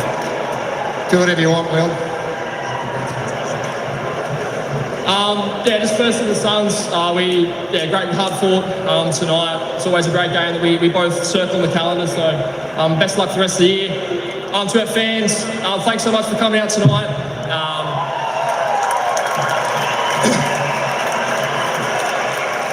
We appreciate the support, and I think it was a sellout tonight, so that was awesome. And then also to our boys, we'll keep building throughout the year. Glad we can get it done tonight, and we'll look forward to next week. Thank you.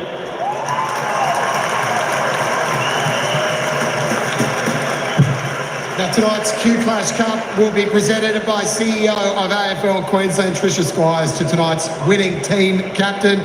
Congratulations to the Brisbane Lions, winners of Q Clash 28. Harris.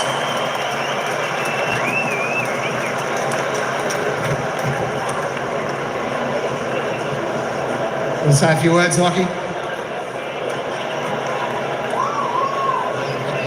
Yeah, firstly, thanks to the Gold Coast. It's a great battle and it's great to see both Queensland teams going well. It's great for Queensland footy. To our boys, well done. Great contest tonight, and thanks so much to the fans for showing up. It's been unbelievable, the support that you've given us. Go Lions.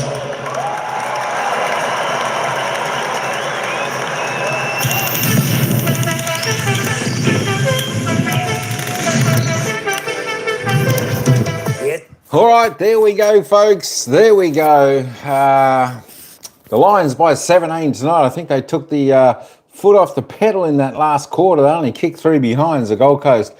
3 goals, 2.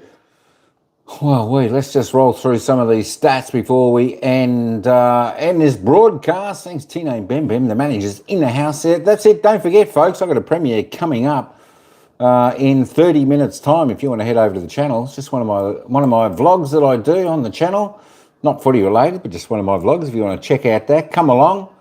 It'll be premiering in 30 minutes. We'll be able to watch it together and have a chat, and a live chat if you want. I'll be glad to see some of you good folk there. All right, let's have a look at the goal scorers. Unfortunately, Hitwood didn't get one there for JJ. Geez, I tell you what, we're cheering him on to get it, but just not tonight. Charlie Cameron, Kalamanchi got 3 each. Yeah, Kalamanchi, he stole Hitwood's goal. I tell you what, you want to be cross at him, Kalamanchi.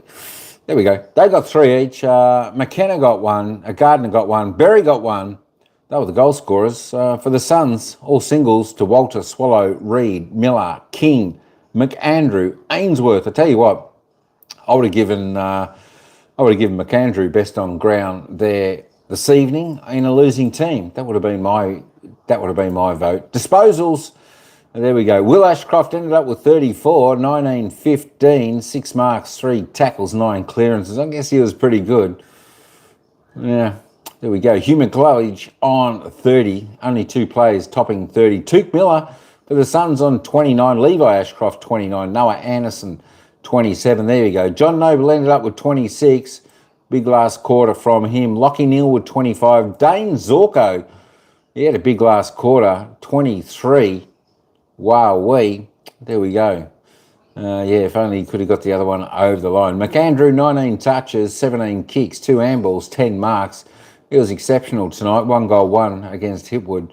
Certainly kept him quiet. Cam Rayner, just the 18 disposals tonight. Let's roll on down. There we go. Charlie Cameron had a burst in the opening quarter. I think it was the opening quarter or the second quarter. Kicked 3 goals, 2. A little bit quiet in that final quarter. Eric Hipwood, unfortunately, didn't kick a goal. He had 10 kicks, though. Just kicked out 1 behind. Let's keep going. Kalamanchi, 10 disposals, 8 kick with the 3 goals, 2. David Swallow just with the 8 touches there. Oscar McInerney, the big ruckman for Brisbane, 5 touches, 35 hitouts. So that was pretty good. Jared Whitso for the Suns, 9 disposals, 43 hitouts. The Gold Coast Suns trailed by about 44 in overall disposals.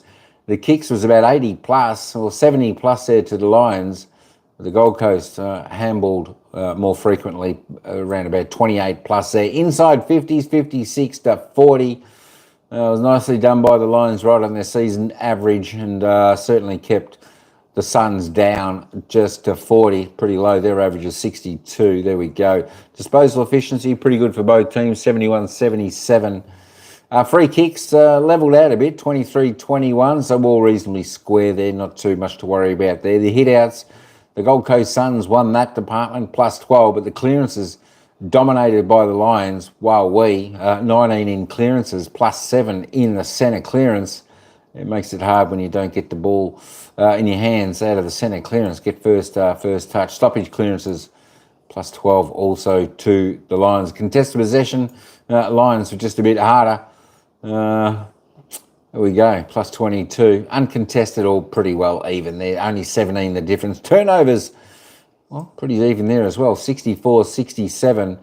Lions had a few more marks, 27 more marks than the Lions. Marks inside 50, both teams down a bit there. It was pretty good pressure by the defence. Both defences held up reasonably well, I thought, tonight. 8-4. Lions winning that one as well. And, of course, the tackle count, not a great deal in that. 67-52. Lions stronger tackles inside 50, 17-7. Looking at the ladder, let me just reload this ladder up, and we should see the Brisbane Lions going on top of the AFL ladder after round 8. But don't forget, Gold Coast Suns still have a game in hand. Of course, they've only played the 7 after 8 rounds. Brisbane leading, though, on top of the AFL Premiership season ladder for 2025. They're a game clear now of Collingwood and Hawthorn. Gold Coast, Adelaide, Western Bulldogs, Geelong, all on 20. And then you've got the GWS Giants rounding out the top 8 on percentage. Freo just outside the 8. Well, they're a big percentage, 18% behind. That's just like a game. But that is your final scores for the evening, everybody. There we go, 9-12, 66, 7-7, 49. What was, well, it was a pretty good match there tonight, especially when we had a little bit of rain. Certainly made the ball a little bit slippery, but players seemed to handle it pretty well. Had a bit of this, had a bit of that in the game. Had a bit of open space, open run. The transition was pretty good early on, then the game sort of tightened up. As I said, both defences held up pretty well. Just a bit skew if kicking. Well, both teams did that. That is for sure. I want to thank everyone for coming in. Of course, tonight, thanks JJ. Yeah, commiserations. So I was just hoping Hipwood would get a goal for you and you could land that nice multi. Thanks, Samantha, for popping on in. Of course, Tina and Bem Bem, the manager's in the house. Shouty, and to everyone else that popped in. All right, folks, that's all I've got for this time around. Don't forget, if you want to come along and watch the premiere with me? I've got a premiere. Just click on the link up the top. It's pinned. 23 minutes that will run, that premiere. In 23 minutes time, the premiere will be on. I'll be there with a few others. So yeah, come along, say g'day. There you go. You'll see us in Carlton, down, take a little bit of a walk down Lygon Street and around the local streets. Have a beautiful air pancake. It was absolutely delicious. If you want to check that out, come along, have a look.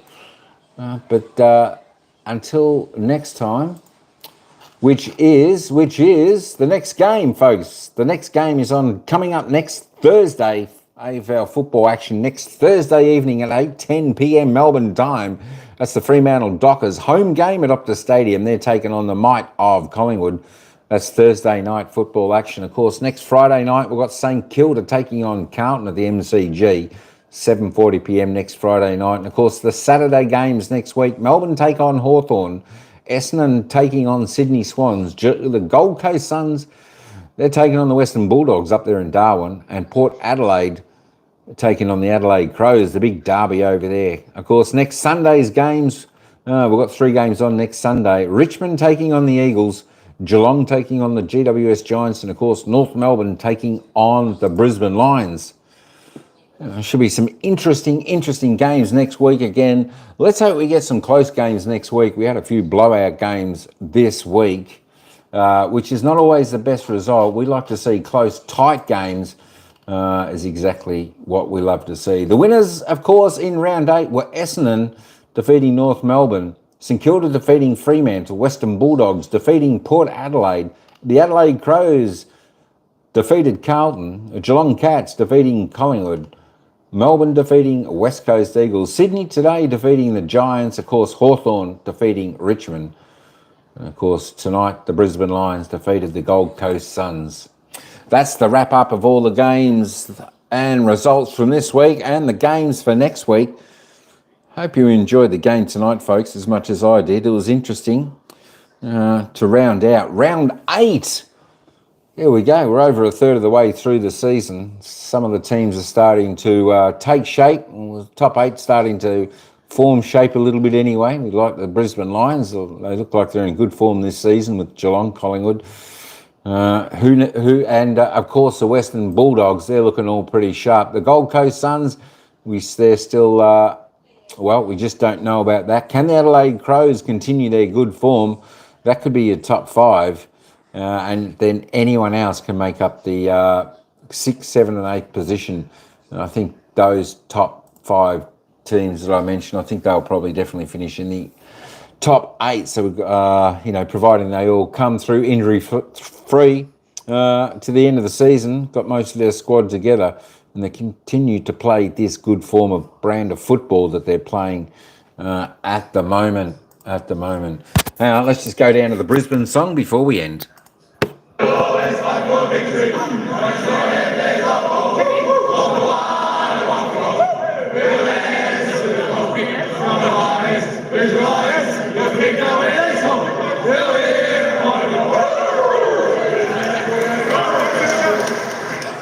All right, folks, there we copped a little bit of the Brisbane Lions theme song. The boys singing that in the rooms with a bit of gusto. All right, folks, that's it from me. I'm over and out. So until next time, ciao for now. We'll see you at the next game. But I won't leave you. I thought they're having a little bit of a conversation with the Brisbane coach. If they are, I'll take you back. Yeah, he is, so I'll put you back down there for a few minutes. And there's obviously a rivalry there, but I don't buy into the big brother, little brother thing. They were an informed team that we needed to beat, so that's pretty much how we focused in on the week, and I thought it was a fairly professional sort of win tonight. Fags, I know you're a watcher of the show. You like First Crack. Here's your chance to put something on the table. Chris Fagan, what is your first crack? My first crack is that Josh Dunkley did a brilliant job on rail tonight. He certainly did. That's a good one. That is a good one. One clearance for the game is amazing. Yeah. So you went after them at the source, Fags. Talk to us about that, how you were able to get such stoppage dominance. You smashed them in the end, almost plus 20. Yeah, we did. I mean, it was a concern coming into the game because all the quarters that they've won this year, they've dominated clearance and contests. So, and we also knew that the quarters that they lost, they hadn't done so well. So it was a huge focus this week coming into the game. It was a collective effort. I thought the boys combined well together around the clearance, and I thought we worked pretty hard from contest to contest. Sorry, mate. Congratulations, Fags. We're discussing off the top. We're looking at the ladder, obviously sitting pretty now, a game clear, but we're still trying to work out where you say the game's sitting at in regards to, out of 10, where you're rating the way that your team is playing. It certainly looks like the last couple of weeks have been more like your very best, but is there still some wriggle room, and how you're seeing the performance of the group overall? Yeah, I think that's fair. The last 2 weeks, I think we've been really good, particularly in the contest and the defensive side of the game. Felt like we were drifting away there for a little while, and we had a lot of points kicked against us for about 3 weeks in a row there. But tonight's defensive effort, both at the source and being able to slow them down once they won the footy, was fantastic. They've been kicking big scores this year, so it was a really good job by the boys to do that. So if we can keep building that, I think that our offence will just handle itself. Fags, if you were stuck on a desert island and you could only take one of the Ashcroft boys, right? If you could only pick one of these absolute young midfield stars, who are you taking, Will or Levi? Well, I've got to take Will, don't I? Because he's played more games. So, but both those boys were terrific tonight. Fags, a lot's been made outside of the Brisbane Lions Footy Club about life after Joe. Yep. What sort of challenges is it providing you week to week with how you're selecting your team, how you're organising the front half? How are you seeing that at the moment? Yeah, well, obviously it's a big hole to fill. We felt like Sam Day's been doing a pretty good job, particularly over the last few weeks, but he was off early tonight with injury after a pretty bright start. Look, we focus mostly on our system. I think if our ball movement system is good, we've got enough forwards to cover for the loss of Joe. And, so far this year, I think we've done a pretty good job with that. Coach, thanks so much for joining us tonight so quickly after the 17-point win. And good luck for the rest of the season, Fags. Thanks, Jay. It's good to be on first crack for the first time. Fantastic. We're happy to have you again, Fags. Don't worry. No worries. Thank you. He's the premiership coach, attempting to go back-to-back this year. Great to hear from Chris Fagan. Righto, Kingy, what is your first crack? What? All right, folks, there we go. A little bit of Chris Fagan, the coach of Brisbane Lions, some of his thoughts. All right, folks, that's it for me. I'm out of here. Thanks, everyone, for coming on in. This time, it's ciao for now. We'll see you at the next game.